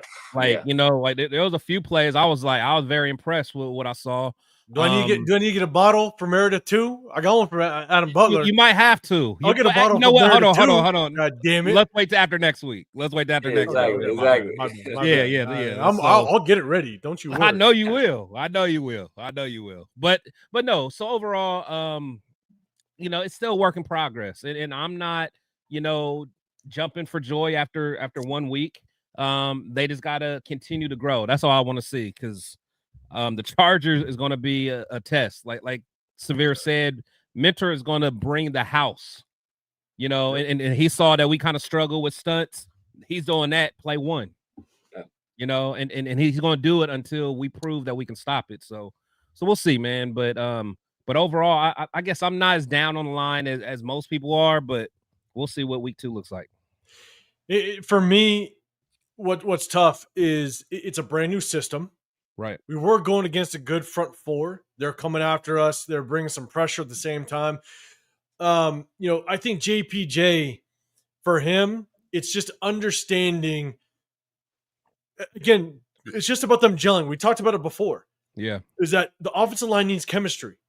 And we really didn't get a lot of that because we're shuffling things around. So it might take, 3, maybe 4 weeks for this offensive line to fully understand each other and who they're playing next to. So, and again, if you guys have rocked with us, you know it was a concern for us, and we're seeing that. And so we just hope from this moving forward that it's going to help because I'll tell you right now, we don't have the backups to go to rely on. As Kappa ain't going to be the solution. It ain't going to be Carlos Rogers or Caleb Rogers. You know what I'm saying? So it's like we got some work to do. Carlos Rogers. Wherever you at, Carlos, where you at? You know what I'm saying? So it's like it's gonna take some time, but we've had this concern. We've had this concern the moment they start shuffling things around. So we'll kind of see how it works out. But look, we're gonna break down the game film, and for myself, I want to see his O-line tighten up. I think there was my bad. My ADD is going crazy. I got to turn this game off. Yeah. I know, Chris. Every time I see your face, I look at my damn team. God damn it. Ravens running game is like insane, bro. It's insane, bro. Derrick Henry's a monster, bro. It's insane. Derrick Henry is a generational talent. That's a generational talent right there. Wow. I was sitting there watching the game earlier, and I'm sitting there going like, I'm never gonna think Derrick Henry's not gonna be it. You know, everybody kind of has that question, like, is this the year he's going to slow down? It's like, I'm never going to think it. I'm sorry. Like, I mean, Derrick Henry, you are him from here on out. Put up 200. You about to put up 200, bro. And just outrunning people. Being that big. And that big, bro. He like 6'4". Yeah, just outrunning you. Like, I'm telling you. He's crazy. Who had Derrick Henry on their fantasy today? I'm just saying, because not me, but I'm not going against him in any of my leagues, so I'm cool. Yeah. But look, when it comes to the offensive line, they're going to need time to gel. I do think JPJ just looks a little – I don't know if it's because he's just learning a brand new offensive playbook, new scheme. He looks slow to his adjustments. He looks slow to just noticing the twists in front of him. So let's just see kind of how it works out. Look, we got away with a win, which we'll take it. But this O-line definitely needs to gel because there was a little too much pressure on Geno that I would have liked to see, but – again, we pulled away with the win, but we're going to talk about the running game in just a second. But John Fallon, you're saying JPJ got to used to playing guard. I'll give him a little bit of slack. I think we're saying a little bit the same thing. Red Dirt Raider O-line coach, O-line coaching needs work. We'll see how much reprimanding at the dinner table kind of goes on with our boy Brennan Carroll. That goes in the coaching meeting. Let's see how that goes. Yeah, we'll see. Jack, man, I appreciate you switching over. If you guys can, double tap that screen, hit that like button. Definitely appreciate y'all. Franklin Skinner, those stunts were killing JPJ. We saw it a couple times. We're going to take a look at the film and just see how bad it really, did he improve on some? Because sometimes when Geno's untouched, you don't notice the certain, better aspects of the blocking scheme, right? So we'll break down that game film without question. Taddy, that once that JPJ was caught lunging at the D tackle, and Landry went right at him. Bad eyes. It's bad eyes and bad discipline, unfortunately. And so I see you, Rock. We're going to talk about the defensive side in a second. Jesus Christ. I knew y'all was going to be in here. Oh, yeah, we're going to talk about it. Man, fat boy on a diet. I thought y'all, both sides of the line were flat. Got better when it counted. Would y'all have lost? Would have lost last year's coaching. Would have lost with last year's coaching. I think that's what you're saying. Yeah, probably. I'm with you, man. Yeah, last year's Kyle, for Dan. I know. Kyle, what's going on, man? Our defense didn't look too bad today either. Pola-Mao, Kai Blue, Kelly did their thing today. How about Tyree on that second? Oh, man. Back-to-back Tyree comments. We're going to talk about on the defense side in just a second. Raiders for Chris, man. I appreciate the hashtag Raiders. Hot take. Genty is off to a slow start to a monster season. All right, man. You're hoping for the best. That's what you're doing. Arnold, JP. Bless your heart. Bless your heart. Huh? That's the old black lady say. Bless your heart. Bless your heart. Hey, and I think Race for Chris, I think you're gonna rock with us on Saturday for the boxing match. We're gonna barbecue a little bit. We're gonna have a little bit of fun, man. I'm gonna hit you up, man. It's gonna be fun. Arnold, JPJ got to control that aggressiveness, especially on that sideline. I'm easy. JPJ on his back a lot. All right, man. I'm gonna look at the game film. We're gonna talk about it. Mike Lopez, Pola-Mao was a stud on the field. Yeah, man. We talked about it a little earlier. 100%. I see you, Rock. God damn it. Okay. So let's get into it. Let's talk about this Genty. Let's talk about this run game. I'm gonna scroll back up. We're gonna look at the stats a little bit. Yeah. Looks like Genty chose the right number, right? Looks like he chose the right number. Shit, God damn it. Oh man, right Steve, on the dot, man. He's a Miss Cleo. Call me now for your free reading. Steve, you're saying, hey, what's your projections of the Chargers game next week? Hey, check with us on Wednesday. We're gonna break all that down. We're gonna break down the game film of this week, today's game, but we're also gonna break down the Chargers game, man. So, man, hit us up on Wednesday. We'll talk about it. Natural Born Raiders podcast. What's happening, man? Appreciate you rolling. Again, guys, if you can, hit that hashtag Raiders. If you guys got a question or something, it catches my eye. But also, double tap that screen, hit that like button, hit that sub button as well, man. Appreciate you guys. Got Chris, Protect Show Podcast, The Severe Raider, I'm 805 Raider, Real Talk Raider Nation. We're about to get into the meat of the topic. Guys, let me know what your thoughts on Genty and his performance. Chat, let me know. Genty, 19 carries. I didn't even know he carried the ball 19 times. That's wild, to be honest. Yeah. That actually shocked me. He didn't know either. I guess neither one of y'all knew it. Neither one. He forgot too. God damn it. I'll drink to that. 19 carries, 38 yards, 2 yards a carry. 1 touchdown. He got in the end zone. A single carry for 9 yards. He basically got about 25% of his yardage in 1 carry. That was his first, I think that was his first carry, too. That was one of his first ones, man. And I'll tell you right now, and just so you guys know, he was untouched up until about 7 yards on that one. So, just so you know. Geno, 2 carries for 10 yards, a little bit of scrambling. Zamir White, three carries for 8 yards. And that's basically what we did. Yeah, better yards per carry than Genty. We should have gave the the ball, I guess. They get a 0.7 more yards per attempt. Goddamn. I'm telling you. Did Zamir not get any blocking either? Is that why he didn't have a good game? Because that's the excuse I keep hearing for Genty. The O-line didn't do him any favors. And that's what I said was going to happen. As I said this weeks ago, if Genty doesn't play good, they're going to blame the O-line. And if he plays well, look, aren't you glad we took Genty? I don't want to hear that nonsense. Because if he can't play well, unless the O-line does everything for him, then what the hell do we take him at 6 for? Huh? Why do we take him at 6 if he needs the widest open lanes in fucking America for him to run through? The dude can't make anybody miss. The dude tripped over his own fucking foot on 3rd down. Didn't touch him. Nobody fucking touched him. The turf monster got him on fucking grass. How do you get caught by the turf monster on grass? How the fuck does that happen? Huh? You're supposed to be the best balance, the best vision, the best contact balance in the fucking league, and you trip over your own fucking feet. What is going on here? Huh? But it's the O-line. Was that the O-line's fault too? Was that the O-line's fault right there? No. I don't want to hear this nonsense, man. Everybody talked all shit. Marnie Hampton didn't look so great in week 1. Where the fuck y'all at now? What y'all saying about Genty? More excuses. All I hear is excuses for this dude.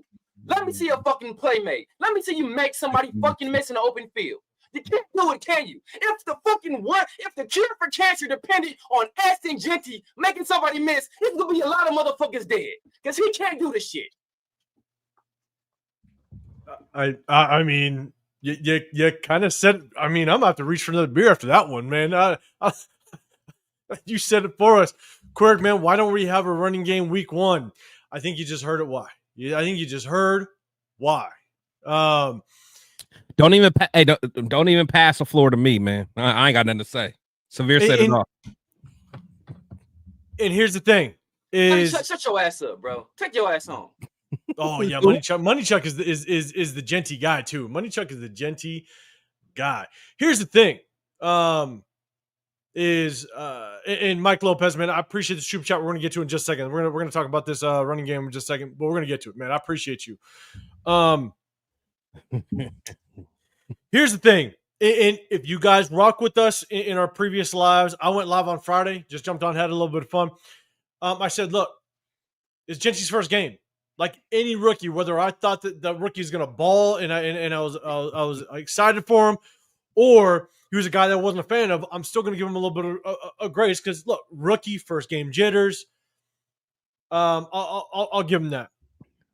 Here's the thing is when you watch Genty run with being a number 6 overall pick, You want him to have the ability to also have the just characteristics in his game to make some plays by himself. And he had some opportunities to do that. He had some opportunities to be able to shake somebody a little bit. And instead of getting tackled after a 3-yard gain, he gains 5, 6, 7, 8 yards. And he just didn't do it. If you watch him carry the football, and I tried to figure out the best way to kind of put it. When he carried the football into the line of scrimmage, man, he looked like a guy that was almost a little bit scared.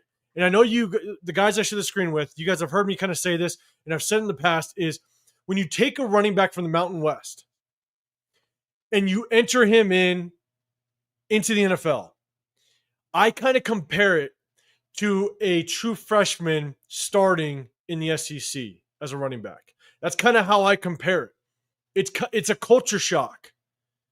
And he's running the football like it's a culture shock. I mean, he's covering the ball with both hands through the line of scrimmage. Yeah, you like to see that because he's taking care of the football, but it's almost like he's running somewhat hesitant, scared. There was an opportunity, if you guys remember, even the announcers pointed out where Robert Spillane should have made a better angle at the ball carrier. That was his opportunity to kind of hit a little bit of a cutback lane, and bang, he's gone. He was going to be in open space, but because he's so hesitant through the line of scrimmage, it's almost as if he's just not confident, and he's not confident in his own ability. He's covering that ball with both hands, and he's kind of tiptoeing through that line of scrimmage, like he's almost looking like he's looking like Zamir White last year. To be dead honest with you. No, because there was that one play.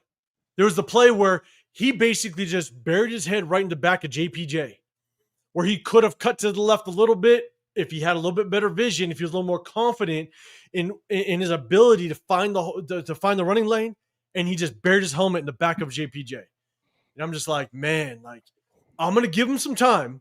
I'm going to give him some grace. I'm going to give him some leeway. Rookie, first game. I'm going to do it like I would even a player that I wanted, a player that I liked. But there's just signs to me that he's just hesitant. He's way too hesitant. It's like a culture shock. And it's a big one for him. And the thing is, like, I'm looking at the chat. All I see is excuses. Y'all wasn't saying none of these excuses last year when none of the other running backs had any creases to run through. All y'all said was we suck at running back when you do this because you guys are predisposed to thinking Genty is supposed to be good. All you want to do is make excuses for him. And I'm not saying he's trash or bad player. I think he's a good player. I think he's a talent. But you don't draft running backs high for a reason, because the running backs don't affect the floor of your running game. They affect the ceiling of your running game. So if you don't have an offensive line that is ready and that's ready for you to have a running back to be productive, then a good running back is not going to do a lot for that line. So don't tell me now, oh, he had a wall in front of him. Y'all told me he was generational. So he's generational. I expect him to be productive no matter what the F is in front of him, right? Y'all said he's generational. I said he's a good player. He was still my RB1. By it nose. It was him, Genty, and Omarion Hampton. Who had Genty, Henderson, and Omarion Hampton. Omarion Hampton played basically as good or better than Genty. Henderson played basically as good or better than Genty. Both of those guys went way after Genty. You guys told me Genty was supposed to be this instant impact player. People were saying he was going to go off and go crazy week one and yada, yada, yada. And where was it? He had opportunities to do it. So if Genty goes for 150 yards next week, guess what I'm going to say? Oh, man, that's all O-line right there. Because y'all saying this game is all O-line right here. So if he goes off next week, I'm not giving him no credit because y'all not giving him no blame now. So it's a two-way street. So either y'all going to call like it is, or y'all going to just put the blinders on and say, oh, nothing is Genty's fault. It's that same Derek Carr BS where nothing was Derek Carr's fault. It's everything around him. Derek Carr takes no blame for anything that happens to his own career. No, Genty could have played better in this game. He had opportunities there, and he didn't make the most of those opportunities. Now, where 19. 19. And were there some instances where the O-line could have did better? Yes, there was. There were some, but you know what? Those same instances were there last year with Zamir White and with Madison and with Sincere McCormick and with Amir Abdullah. But y'all didn't give them guys no slack at all. But now y'all got nothing but grace for Genty. That's why I'm glad we won. But it's like, yo, y'all got to call it like it is, man. If y'all not going to get a dude no criticism, then don't even talk about it. If y'all going to say dude walk on water and he feed the whole entire village with one piece of fish and he turns water to wine, all right, then y'all do that. But I'm not here for that. I'm here to criticize the dude when they don't play well. And Genty did not play well. So keep it real. No, he didn't play well. And again, it's going back and look, we are going to break down the game film. The thing is watch him carry the football. He's not carrying the football like a running back that has confidence. And we'll go to the flip side. I'm not going to be able to point it out because we break down our own game film. But you look at TreVeyon Henderson. TreVeyon Henderson didn't have necessarily a better game than Genty, but the times that he had the ball, his elusiveness, his agility, he caught the ball. He caught the ball one time, and he turned a 2-yard catch into about 11-yard game because he made the first man miss. He carried the ball with just more confidence. And the thing that I didn't like out of Genty this first game is he didn't carry the ball with confidence. He was basically just burying his head into a pile. And I didn't see what I want to see out of a number 6 overall pick is even if you have some struggles with the offensive line, you can still make your own plays. And he did none of it. He didn't make his own plays, and you expect that out of a number 6 overall pick. So again, I'm going to keep giving him time, but we're going to call it how we see it. We're going to call it how it is. You can't always just blame the offensive line because when you're picked number 6 overall, you also have to compensate for having a rough offensive line and kind of create your own plays, and he wasn't able to do that. Look, all preseason, all we heard was Genty didn't look good week 1. He's all males. It's only one preseason game. It's preseason, y'all. Come on now. Y'all gonna judge him off one preseason game? And then he looked better in week 2. Told you, look at Genty. He running over quarterbacks. You see him run over that corner. Look at Genty. He's a superstar. Didn't look great the next week. Well, I mean, we ain't running no real plays. Wait till we get to the regular season. When we get to the regular season, if we run a real offense, that's when you're gonna really see it. Now it's the regular season and it's only one game. Now he's saying, oh, it's only one game. But had Genty going for 150 and 2 tuds, which y'all be like, calm down on Genty, y'all. It's one game. And we don't know what Genty's gonna do. Now y'all have been in here doing the most. I told you, Severe. Like, where's all that Genty talk now, Severe? Now y'all can't take it. Y'all already in here talking about Tyree. And Tyree, they already talking about Tyree already. Yeah, already talking about Tyree. So I don't want to hear this nonsense. And no, Taddy, wasn't nobody talking about the O-line last year. Nobody was talking about the O-line last year because everybody was saying draft Genty instead of drafting some O-line. That's how I know y'all wasn't talking about drafting no damn O-lineman last year. So knock that nonsense off. Cheers, bro. Cheers. I'm gonna try to keep up with chat, man. I just scrolled all the way down in chat, man. I apologize. I know there's Mike Lopez, man. Appreciate the super chat. We gonna let's talk about this, and we're gonna get back to the Genty thing because then it'll give us time to talk about this. I'm gonna scroll down, guys. I'm gonna see you guys' comments, and we're gonna address it 100%. But how do you like Bowers Myers duo? I love it without question. It looks damn good, man. Chris, what's your thoughts on that one?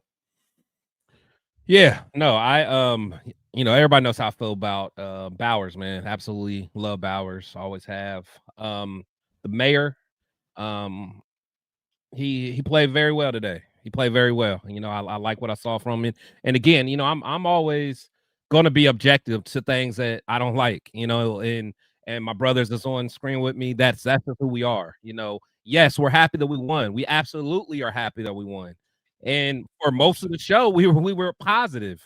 Now, people that just tuned in just now, we just so happen is talking about our number 6 pick who averaged 2 yards per carry on 19 carries. So, yeah, what we're going to do is just be objective across the board.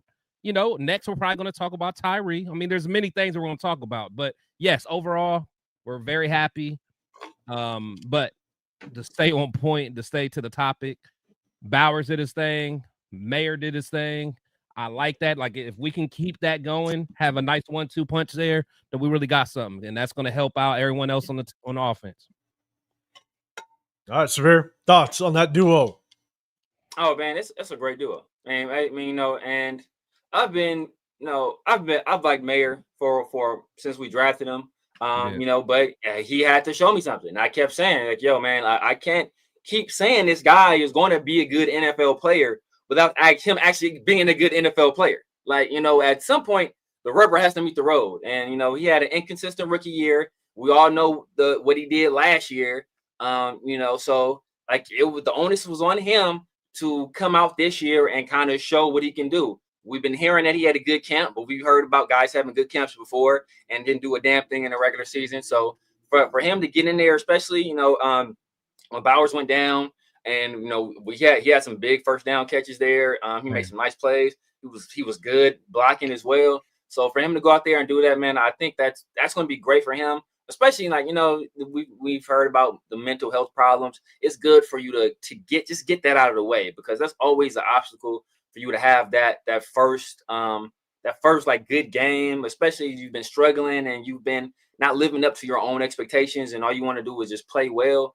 And for him to actually go out there, the coaching staff has been showing them love and kind of bigging them up, and him to go out there and actually perform. I think that's good. So hopefully, hey, we stack those performances.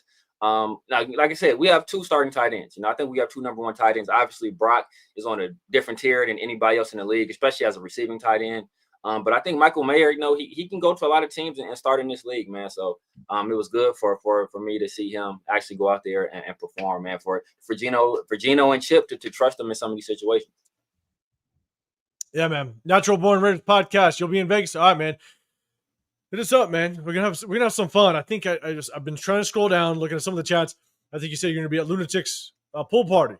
We'll try to pull up, man. 100%. We'll try to pull up, but hey, we're gonna try to find somewhere to definitely watch all those football games on Sunday, man. It's gonna be fun. Coach, man, you're saying Genty outperformed Hampton and Henderson. Not a whole lot to brag about. I'm just letting you know. It's not saying like I mean, did he? 19 for 38. I don't know what Hampton's stats were. I know 19 for 38. I don't know if we're bragging about 19 Anderson for 38. put up more yards than him and more yards per play. I mean, Genty had the touchdown. That was a very good touchdown run. I mean, that kind of showed his ability to keep his balance of contact. Reach the ball out there and was able to get to the end zone. So I mean, that right there, that kind of showed his. And I said on that drive, I said, when we was there, when we got down there, I told the guy next to me, hey, this is Genty time. After we got in, and I think the very next play he scored. But then I also said, that last drive where I said, I think I posted on Twitter and on IG as well, like, this is a Genty drive. This is the situation where we draft Genty for. Hey, we want to choke these guys out right here, right? And take the oxygen out of the stadium and bleed the clock dry. And I think that's the drive he tripped on third down. It is what it is. I'm telling you, and look, Fat Boy, you're saying I'm gonna die. Do you think Marriage is gonna get an extension now, or Jacoby Myers? I think we all hope so. That's kind of I'm gonna just throw that out there. I think we all hope so. So all right, I'm gonna keep kind of scrolling down. Here's the thing, I'll kind of end with this. When it comes to Genty, the offensive line needs to help him. And I'll be honest, it goes to kind of Severe's point, is at the end of the day, the running back position is a complementary position. There's a lot of times as you're only as good, unless you're a Derrick Henry. Like Derrick Henry's a different beast. But you're only as good as your offensive line. You need to have a good offensive line to kind of get in, and kind of Severe's point, the ceiling of your potential as a running back. If you have a horrible offensive line, it's going to cripple you in your potential. And so, yes, at some points in this game, did the offensive line not perform well? And maybe it hindered Genty's ability? Yes. But at the same time, as a number 6 overall pick, you hope Genty can create his own success. That's what makes you generational, is if you can create your own success when you have adversity. And if our offensive line isn't that great or they don't perform well, then you hope that the number 6 overall pick can kind of make that happen. And look, there's time. It's game 1. We'll kind of see how it plays out as the time goes on. And so, all right, let's do this. We're going to jump over to, I'm going to keep kind of rolling through the comments. And if we got to jump back to it, we will. I'm going to respect everybody's opinion as much as we can. But let's talk about the defense. Let's talk about the defense for a second. Because I know I'm behind a shit in the chat. God damn it. I love you guys, man. You guys are rolling with the chat, flying with the comments. And my guy, Severe, Chris, if you guys see a comment, let me know. Let me pull it up. Nah, it's I just a can lot. summarize the chat for you. Oh, Severe, you're God, so here we go. negative. You don't like Genty. You're just a hater. What about the line? That's basically the chat. Oh, Severe, didn't you criticize Bowers last year? I also said Bowers was my third rated pass catcher. I just didn't think we needed to draft the tight end in the first round. And what do? We lost the fucking lot last year too. So like, so you feel me? So he's only They behind. pick and choose what they want to retain, man. They pick and choose. Only behind Malik Me Neighbors personally, and I love Bowers' pick. So yeah. And what have I done since he's been playing well? I was like, man, yo, Bowers is special. I have no problem saying I'm wrong. That's exactly what y'all think. Like, oh, Severe, you were wrong about this. Oh yeah, and it helped our team. I'm glad I was wrong. So like, what does that do? What does that do to me? But that's all it is in the chat. Oh, Severe, so negative. It's only one game. Like I said though, if he would have ran for 150 and 2 touchdowns, all you would have seen is, well, where are you at now, Severe? Hey, do you think we shouldn't have drafted him now? And we're going to talk about Genty too. Or not Genty. We're going to talk about Tyree. Chat, be prepared. We're going to talk about Tyree as well. Raider White, what's happening, man? Appreciate you popping in here, man. Good seeing you. So let's talk about the defensive side. All right. We're going to scroll on down. Devin White, 11 total tackles, 8 solo, 1 tackle for loss. Kai Blue Kelly, 9 total tackles. Jermaine Pratt was kind of all over the place. A lot of assist tackles, 1 solo. Isaiah Pola-Mao as a safety kind of got dirty a little bit. Eric Stokes. Jamal Adams. One thing I will say, we'll talk about the defense and we'll get to the hot topic here in just a second. But the defense played well. Salute to Patrick Graham. I got to give Patrick Graham his credit. One of the things that I said is I needed Patrick Graham to not allow an opening drive points for the opposing team. And he did it. They went 3 and out, did a hell of a job, held them to 10 points going into the half, and then only a field goal in the second half, which tells me, 1, did a very good job of adjusting, and 2, how much is that Pete Carroll as well? Pete Carroll kind of helping him out. We all know Pete Carroll's a defensive guy. And so, big credit to Patrick Graham and just kind of coming out and kind of holding down on that defensive side. I think we did a better job tackling, which is really good. So got to give credit to Patrick Graham. But I'm gonna throw it to Chris first because, man, Chris, your boy Devin White decided to show out today. So I'm gonna give it to you. I'm gonna give you the floor first, Chris. Man, any thoughts on that defense and chat? Let me know as well. Yeah, like I said, I was the only one that was hyped about Devin White getting signed, man. You definitely were. Yeah, like I ain't gonna lie, man, because I've always liked Devin White, but he did what I expect Devin White to do, man. He flies around, he was blitzing well, making tackles, very showed his instincts. I loved it, man. I loved every bit of it. And I think losing to Landon, is gonna hurt. So hopefully he can come back because like they're the same kind of player, just they're just they go after the ball, So I loved it. That's all I could say. I think he was just reading plays, diagnosing them pretty well. And we're gonna need him to continue to play like that. I think he's good at, setting that tempo for the defense. And because the thing is next week though, I'm a little worried because sometimes he could get a tad bit too aggressive. So, those play actions that Harbaugh like to do, Greg Roman and all them, like they're going to do a lot of play action and take advantage of, them being as aggressive as they are. So he's going to have to definitely stay disciplined. But again, I liked everything I saw out of Devin tonight, man.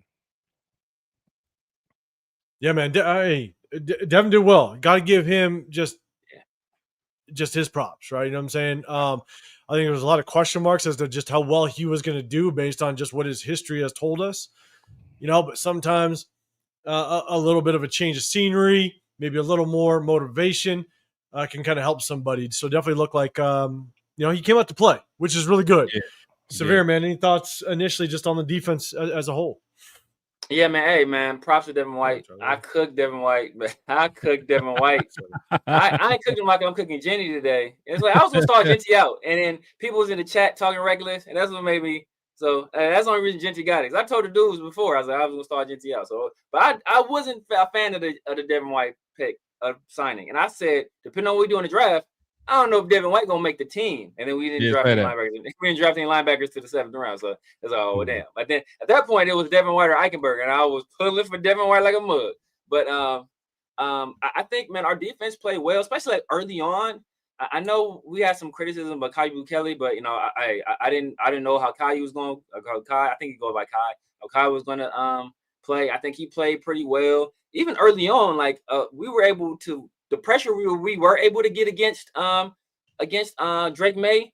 It was coverage pressure. He was holding the ball a long time trying to find open receivers, and he was able to find guys. I even think on the Tyree sack, I want to say like it was a coverage sack, and then like Drake May was trying to like run and create a throwing lane or get some yardage. He damn near ran right into Tyree, and Tyree was like, "Oh, look what I found." So it was a situation where we did well in the secondary, and that was the area I was probably the most concerned. Our linebackers, yeah. I was, hey, you know what? As long as we got Pratt, White, and Adams, we was good. I was like, Devin White, I don't know about, but you know, I know we got Pratt, White, and Adams. Those guys were solid. Our D line, I was pretty solid on.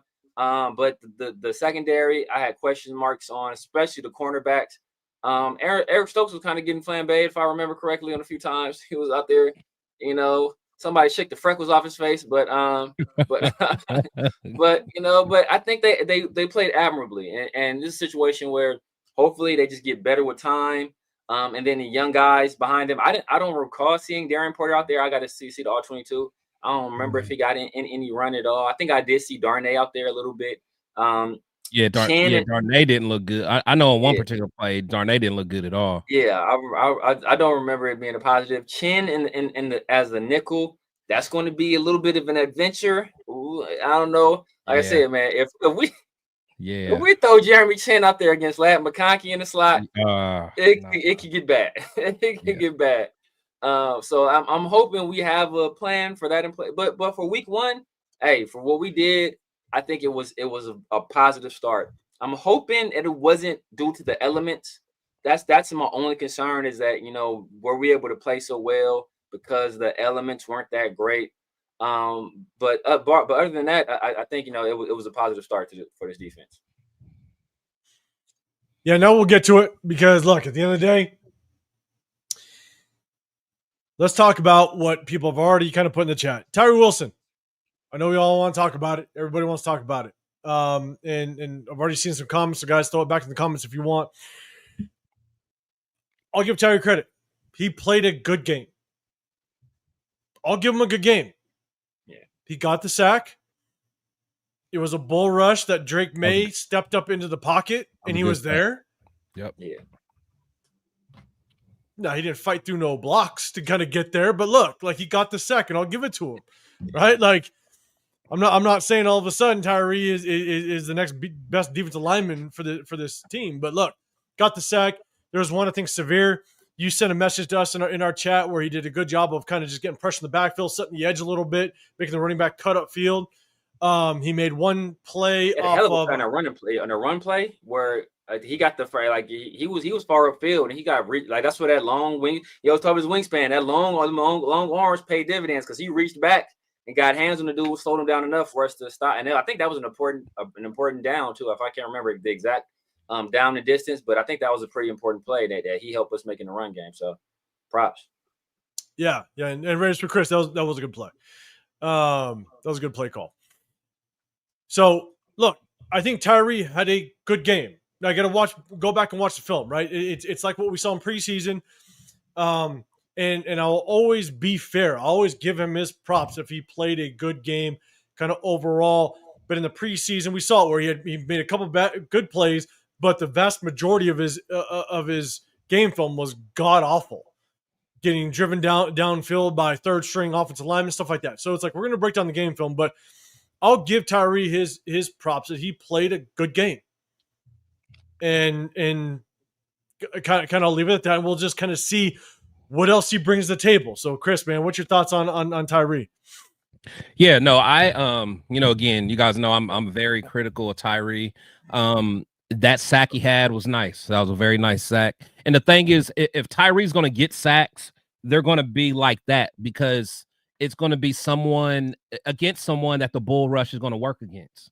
As long as it's someone that he can bull rush, Tyree will be fine. But the thing is, if he has to be in a situation where he's got to go to move to and swim and rip and all that stuff, then we're talking about something else. But I will say it was a good sack. Again, I have to look at the film a little bit more and see what what that looks like. But Tyree was not the biggest problem out there. I can't say that any plays really stuck out where it was like, man, what was Tyree doing? So and actually he actually showed some emotion like after that sack. Yeah, like I was like, okay, this is what I've been waiting. I was dying. I was like, all right, Tyree. I was like, that's what I've been wanting to see, man. So if whatever's been said over the offseason or the coaches, whoever, if that's gotten to him and he's ready to, show that he can play at a high level, then let's go, man. Let's go. Yeah. No, 100%, man. Let's kind of talk about the secondary a little bit. The secondary was a little suspect kind of in the beginning. I think Drake May kind of helped us out a little bit. Some errant throws, some overthrows, stuff like that. But I don't know if you guys remember kind of back, it was our last live that we kind of jumped on. Jeremy Chinn, we never had a chance to break down his game film. Yeah. And I kind of hated it because every time that we would set up to break down his game film, we'd sign somebody or something would happen, right? And I literally have about 30 plays clipped up of him. And my biggest concern is that sometimes we get a little hyped up on the highlights and him kind of making big hits and stuff, but then you go back and actually look at the game film. Yeah. His run support is very shaky. His coverage is not very good. And we kind of saw it with that one. I mean, we saw it twice. We saw it in the preseason where against the Seattle Seahawks, he lost contain. They got around him.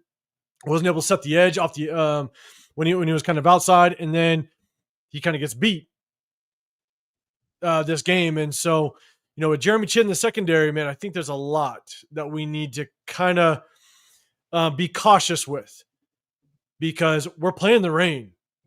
And I think Drake May kind of did us some favors with some overthrows, some inaccurate throws that we may not see with Justin Herbert next week. Justin Herbert might come out and man, it's gonna be a battle next week. So what are you guys' thoughts on the secondary? Severe, I'll throw it to you first. I mean, I think this was a pretty good game for them for the most part. I didn't see a lot of crazy coverage busts where it was like I didn't see a lot of the moments where we had in the past where it's like two guys looking at each other like was that you or was that me? I think there might have been one very early in the game. I can't remember who was between, but for the most part, I think like if it was guys getting beat, it was just hey, you know what it was either a good play call or the person across from them was just better than they were. But I saw a lot of instances where Drake May had to hold the ball for a really long time. And he had really nowhere to go. So he had to scramble around or, try to find yards or get sacked.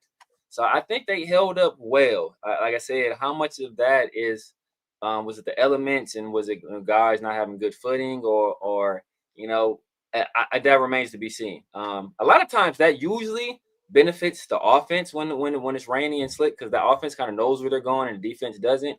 But if you're playing in the zone, like if it's a slick ball situation, maybe Drake May doesn't want to take a risk throwing certain balls, in certain windows. So I don't know. We'll kind of see next week. Obviously we'll be back home with the weather is clear, and we'll see if we're able to kind of duplicate that same performance against a more proven quarterback and Justin Herbert and some more proven weapons that they have over there because a lot of us, outside of Diggs, we really didn't know anybody that was playing receiver for the Patriots. So, I think the jury is still out, but I think this is a positive step in the right direction, and hopefully this builds some confidence in those guys that they can kind of carry this forward. Yeah, man. So, look, one thing I will say is, we talked about kind of the defense. You look at the interior. Darnay Holmes, yeah. Chris, you kind of said it for a second, man. he kind of had just some missteps a little bit. Yeah, he did. But overall, you got to give credit to the defense, because anytime that they can kind of come together, lock things up in the second half, it's what this defense needed to do when it came to a week 1 matchup in the rain. The defense had to step up, because I know when we kind of did, I don't know if we ever did like score projections, but I know that I kind of threw out there that I think it was going to be a low scoring game. I thought it was going to be like a 2017 type of game, with us just kind of edging it out. It ended up being a low scoring game. And the way you win those is if the defense actually steps up. And we're not very used to the defense stepping up. So shout out to Patrick Graham, just being able to kind of pull that off. And so, but with the rest of the team, you look at the front four. Any thoughts on the interior front four, right? We had Booker, Thomas Booker. Look, I think he showed more hustle plays. We saw that in the preseason, right? It's hustle plays. He's not going to be very good at making tackles in the backfield. He's not going to be very good at getting to the quarterback, but he will have some hustle plays. And it looked like he showed it. Adam Butler, my guy, had some good plays. Was kind of hit or miss here and there. But do you guys have any thoughts on the front four, just kind of how they played as it relates to the rotation in the game? Chris, man, I'll throw it to you first. Yeah. Oh God. You're still watching the game, huh? Yeah, man. It's a badass game, the Sunday night game. I got it right here. I'm like, damn it. Yeah, I'm about to lose some money. But no, yeah, I was actually curious, because I remember one play. I think it was a third down play. Max wasn't even out there. It was Kuntz was out there, and on the other side, Tyree was out there. So again, I am curious to see kind of how the how that their rotation was, because it was a third down. It was a third down play, so I was actually kind of surprised. But overall, man, I think the D line did okay. There was some good plays by Butler, of course. I saw Kuntz was getting after it some. I still wish we just had again, because Booker does well with those hustle plays. Like he's when they're doing a screen, or if there's a short pass, you see him hustling downfield and trying to make the play. So you see a lot of that stuff, man. But again, man, it's just so hard to judge it. They did enough to do well today, but I'm going to watch them very closely in this week too, man, because that's going to tell the true story if we're ready to compete at a higher level, within our division. Yeah, and that's the biggest thing is, when it comes to Booker, sometimes you see those hustle plays the sideline and even downfield because you really weren't able to get penetration with your initial pass rush, which is really tough.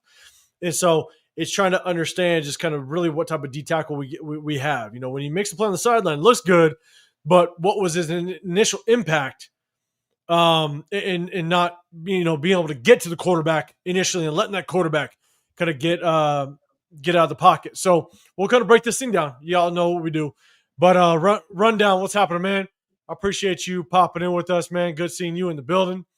Severe, man, any thoughts on the front four? And I know Chris just mentioned Max Crosby. I think we all want to kind of see Max Crosby just a little bit more going against a young offensive line, especially a young left tackle at a Will Campbell. Yeah. What's your thoughts on the front four and as well as Max Crosby?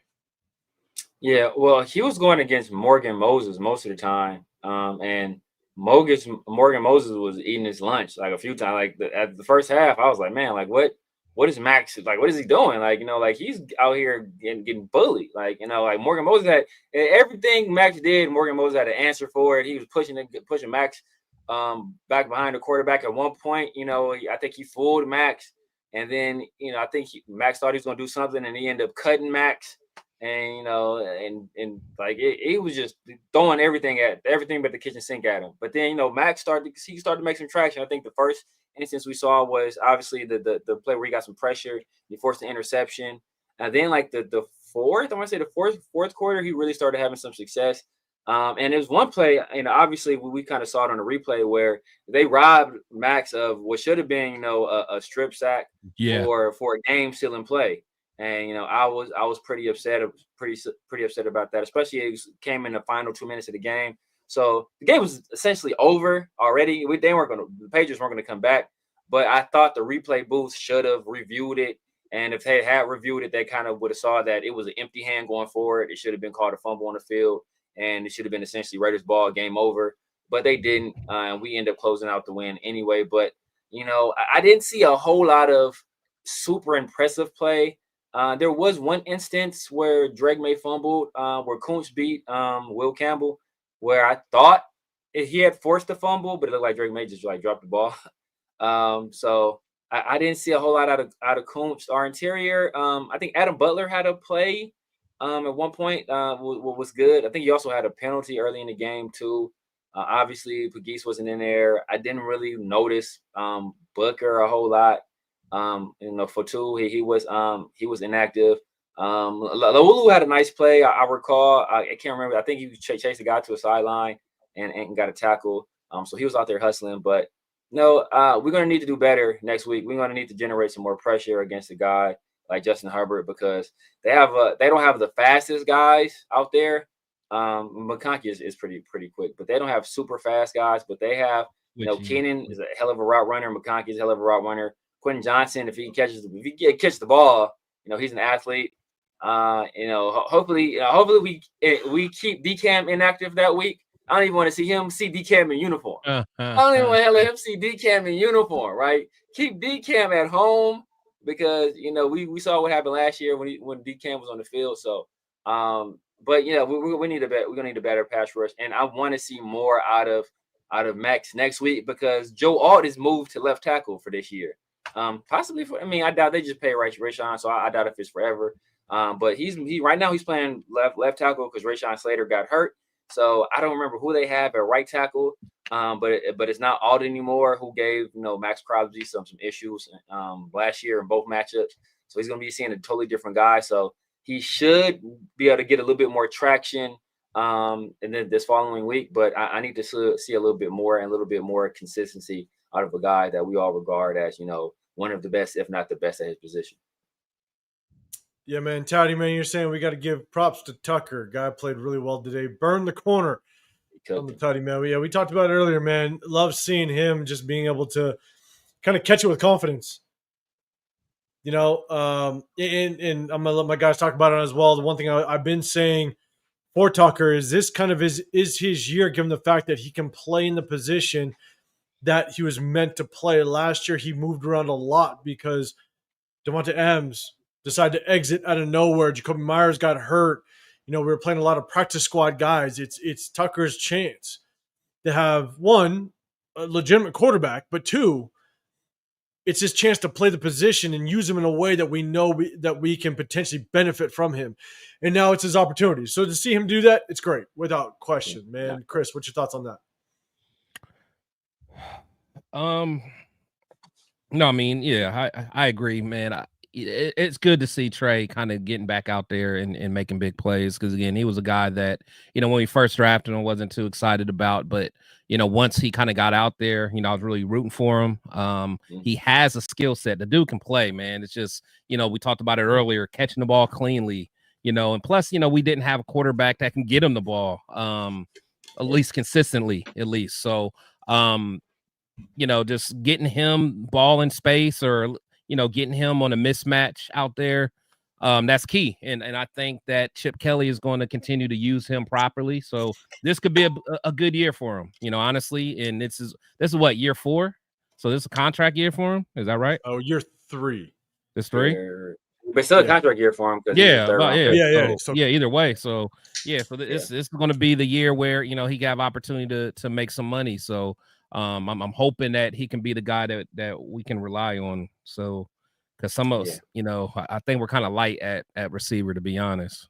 I think that's an understatement. The depth is tough, man. Yeah. And Dan Kim, yes, we're gonna break down that game film. You guys know it on Wednesday, so tap into that. Sarah, I'm gonna get your thoughts. I'm gonna get your thoughts on Tyreek and or Trey Tucker in just a second. But LS, Devin White was my biggest surprise. I wasn't as down on him as Samir, but not as high on him as Chris. He definitely surprised me, man.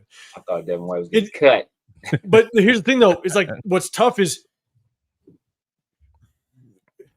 it's so hard to understand exactly what performance these guys are going to have because a lot has to do with coaching. A lot has to do with just kind of understanding of what this program brings or organization brings to a specific player. Right. And so that's why, like Dylan, let's do this. Like Dylan Parham can have a hell of a year, but with a new contract coach. years, yeah, always do something for players. So it's like, can you anticipate that a contract year, all of a sudden someone's going to shine? It's hard to know that. So that's why, without really knowing what's going on in the player's head, as well as the organization and what they bring and the coaching brings that player, it's so hard to determine. So it is tough. But LS, man, appreciate the comment, man. Always good seeing you in here. Severe, man, your thoughts on just kind of Trey Tucker and his performance today, man. Again, 2 catches, but the long ball, just the secured catch for a touchdown, man. Always good seeing it. Yeah, man. I know my dog Chris. I know he didn't like Trey Tucker because that was the pick that we got from the Daryl Strawberry. I mean the Daryl Water. My bad. I mean Daryl Water, not Daryl Strawberry is wild. But I've been clowning on Trey Tucker for a minute, because he's short with small arms, whatever. But man, he came up big, especially that first play. He was able to attack the guy's leverage. And he hit the break and he lost dude. Once he saw those hips kind of turn a little bit, he made that break, and it was at that point it was all she wrote because he's one of the fastest guys on the team. And then he had that nice catch up the sideline. His problem was not necessarily his ability to get open, because he has the speed. It's just his ability to catch the ball consistently, and then his route running. It was always, we've kind of seen it in the past, and that's been something we've been hearing about. And he's been making a big improvement in practice and all through camps and OTAs, where he's beating guys off the line of scrimmage. He's stacking those guys quick, and he's actually making clean catches. He did struggle against the 49ers. And I think that's when Geno kind of pulled him to the side and had a conversation with him. And then on that last session was when he had his best showing. So hopefully he builds off of this. He brings a speed element that we need, him and Dante Thornton, and I think they both had some very nice plays in this game. So that's kind of what we need when you have like guys like Brock and Jacoby and like Michael Mayer who are able to attack the middle of the field.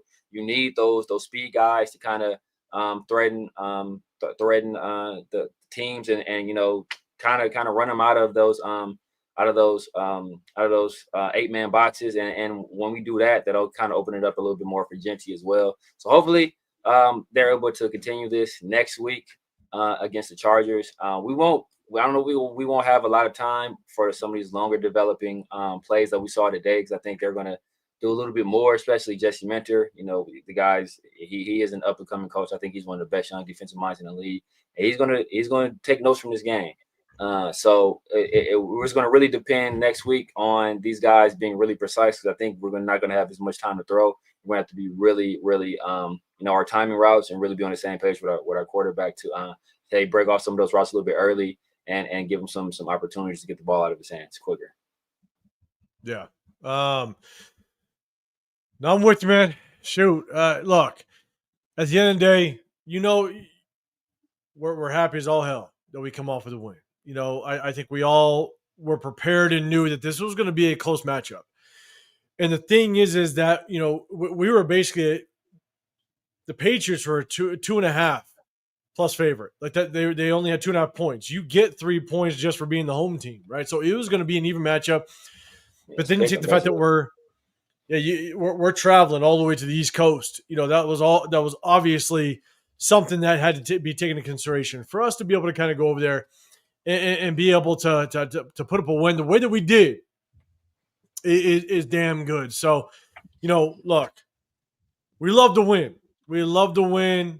It does come with some question marks kind of as we see it, but to be able to actually, showcase what Geno can do, to win in a way that we knew we were going to have to carry this team through the offense, and it showed. Chip Kelly did a damn good job of being able to dial things up in that second half, keep the ball moving. You know what I'm saying? And be able to kind of pull away a win. And then PG, be able to actually step up and shut things down that second half was damn impressive. So, look, at the end of the day, man, we're 1-0.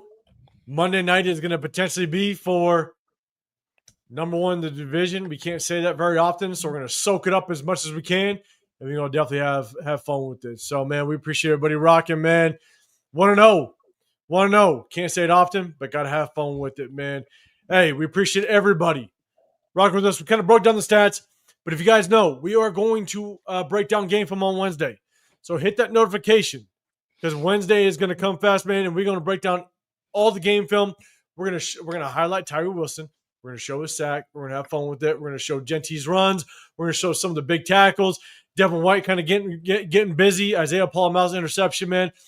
We're going to make sure we show it all to you guys and just kind of break this game film. Even JPJ, you know, he had some flaws, but at the same time, we'll show if how well he's picking up this offensive scheme. So I appreciate everybody rocking with us, man. But y'all know we hit you guys on Sundays as well as Wednesdays. Before we get out here, double tap that screen. Chris with Protect the Show podcast, man. Let everybody know what you got rocking, what they can look forward to. Yeah, first of all, man, salute to everybody in the chat, man. It's always good fun. But make sure you guys, if you guys have not already seen the interview I did with former quarterback Jason Campbell, man, make sure you guys check it out, man. He had he dropped some good gems in there. It was just a good conversation. It's always good, just hearing from guys that actually, had on our jersey, was in the huddle, was in the, locker room. Just hearing some of the stuff he said, he actually opened my eyes to a lot of things that I originally didn't even think about, during his time with us. Specifically about like the Carson Palmer trade and just this other stuff, and didn't even realize that, he wanted to come to Oakland. He basically told his agent, like, I want to go here or the Panthers, because I like what the Raiders are building with the young talent and stuff like that. So definitely check it out, man. It's definitely a good interview. And, if you guys like that type of content, man, I know you'll like that. So definitely check me out. Yeah, that's my bad, man. I should have mentioned that earlier because damn. No, you're good. That was one hell of an interview. I mean, appreciate it. And when you said it kind of opened up your eyes to certain things, and I know I was watching it. We all exchanged some messages over the weekend. I'm sitting there going, damn, like whenever you can get a perspective from an actual player that's experienced what goes on behind the scenes in that locker room, you kind of understand and I hate to say it because it's our Raiders, you kind of understand just some of the dysfunction that goes on. You're like, damn, like how did a player kind of work through that? Exactly. And it kind of gives you a little more respect as to what their perspective was kind of as they went through it. So, man, definitely check that out without question. Everybody, if you can. And the link's right there, man. If you guys can, definitely check that out. 100% LS. Yeah, definitely make sure y'all check it out. Just a dope interview without question. So, cool, man. And also, just so you guys know, this weekend, Monday Night Football, we're going to be there in Vegas all weekend long. We're going to be at Tap and Ash with Dub Raider.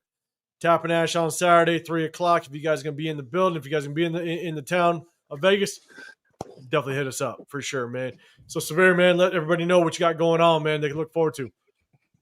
Yeah, man. You guys know what it is. The Severe Raider here, YouTube, IG, Snapchat, TikTok, X, Kick, Twitch, everywhere. The Severe Raider. Yeah, man. Rocking out with my guys here Sundays and Wednesdays in the Raider Roar Room.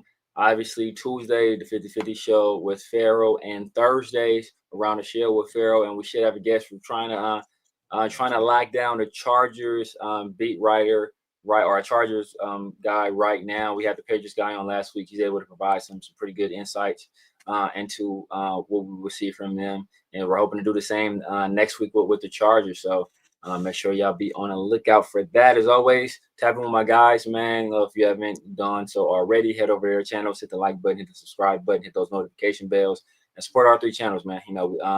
We do this because we love this team, and we just want to provide some good content, entertaining content to the nation, and make sure you check out that interview that Chris did with Jason Campbell. Man, that was a banger. That thing was amazing, man. It was just good hearing from him, man. I haven't heard, he kind of, after he was gone, man, after he kind of fell off the face of the earth, man, I really didn't keep tabs with him, man. But just see him in pretty good spirits, man. It's some parts where I was like, dang, you felt kind of sad, because it was kind of like, it was a lot of what if. It was kind of what if, with not only with the Raiders, but with him as well. Other and places, hearing, man, he was saying, like, sometimes he goes back and watches those games. I know that thought creeps in his mind, like, dang, man, just like, if only I stayed healthy that year, man. So, but it was a great interview, man. It's a great interview. I think Chris did an awesome job. But if you guys were looking for some more entertainment, check out my OnlyFans featuring Money Chuck's mama. I will send the link. I heard about that one. I heard about that. Man, she is she puts on quite a show. So sturdy chin. She got a sturdy chin. I heard. A sturdy one. And if you thought Jenty might have had problems finding the hole, but I don't. But I don't. So make sure you tap in with that as well. God damn it. Here we go. And we'll end this show pretty quickly. But Daniel Kim, man, hey, the only problem with that, I'd love to do the comparison. The only problem is accessing college game film is not easy at all. So that's the hard part, is comparing that, or doing a film comparison between him now and in college. So not sure if I'll be able to pull that off, to be honest with you. But man, Egner, hey, appreciate you rocking with us. And Red Junkie Cisco, you talking about Pharaoh? Hey, I think Severe always rocks out with Pharaoh, man. Yeah. Thursdays. Thursdays. Make sure you guys go hit him up without question. P-Ring, what's going on, man? What's happening with you? Y'all know what it is. We rock out in the Raider War Room. You guys know, Sunday nights. Hey, the season is here. So we're going to hit you guys after every single game. Maybe not next week, because we're going to be in Vegas for that Monday night game. We're going to be at the game, rocking out with Dub Raider, man. So at the end of the day, you guys know what it is. If we aren't going to the game, all of us are going to be rocking out on Sunday nights. Make sure you guys hit that notification. But we also break down game film on Wednesdays, so tap in with that. A lot of people always request it. We have fun. So we appreciate you guys. So at the end of the day, man, have a great rest of your Sunday. Have a great start to your week. If y'all know, hit that like button, subscribe. You got Chris, Protect the Show podcast, as well as the Severe Raider. I'm 805 Raider, Real Talk Raider Nation. Man, hey, we appreciate you guys. Have a great Sunday. Have a great rest of your week. We'll see you guys on the next one. We out of here.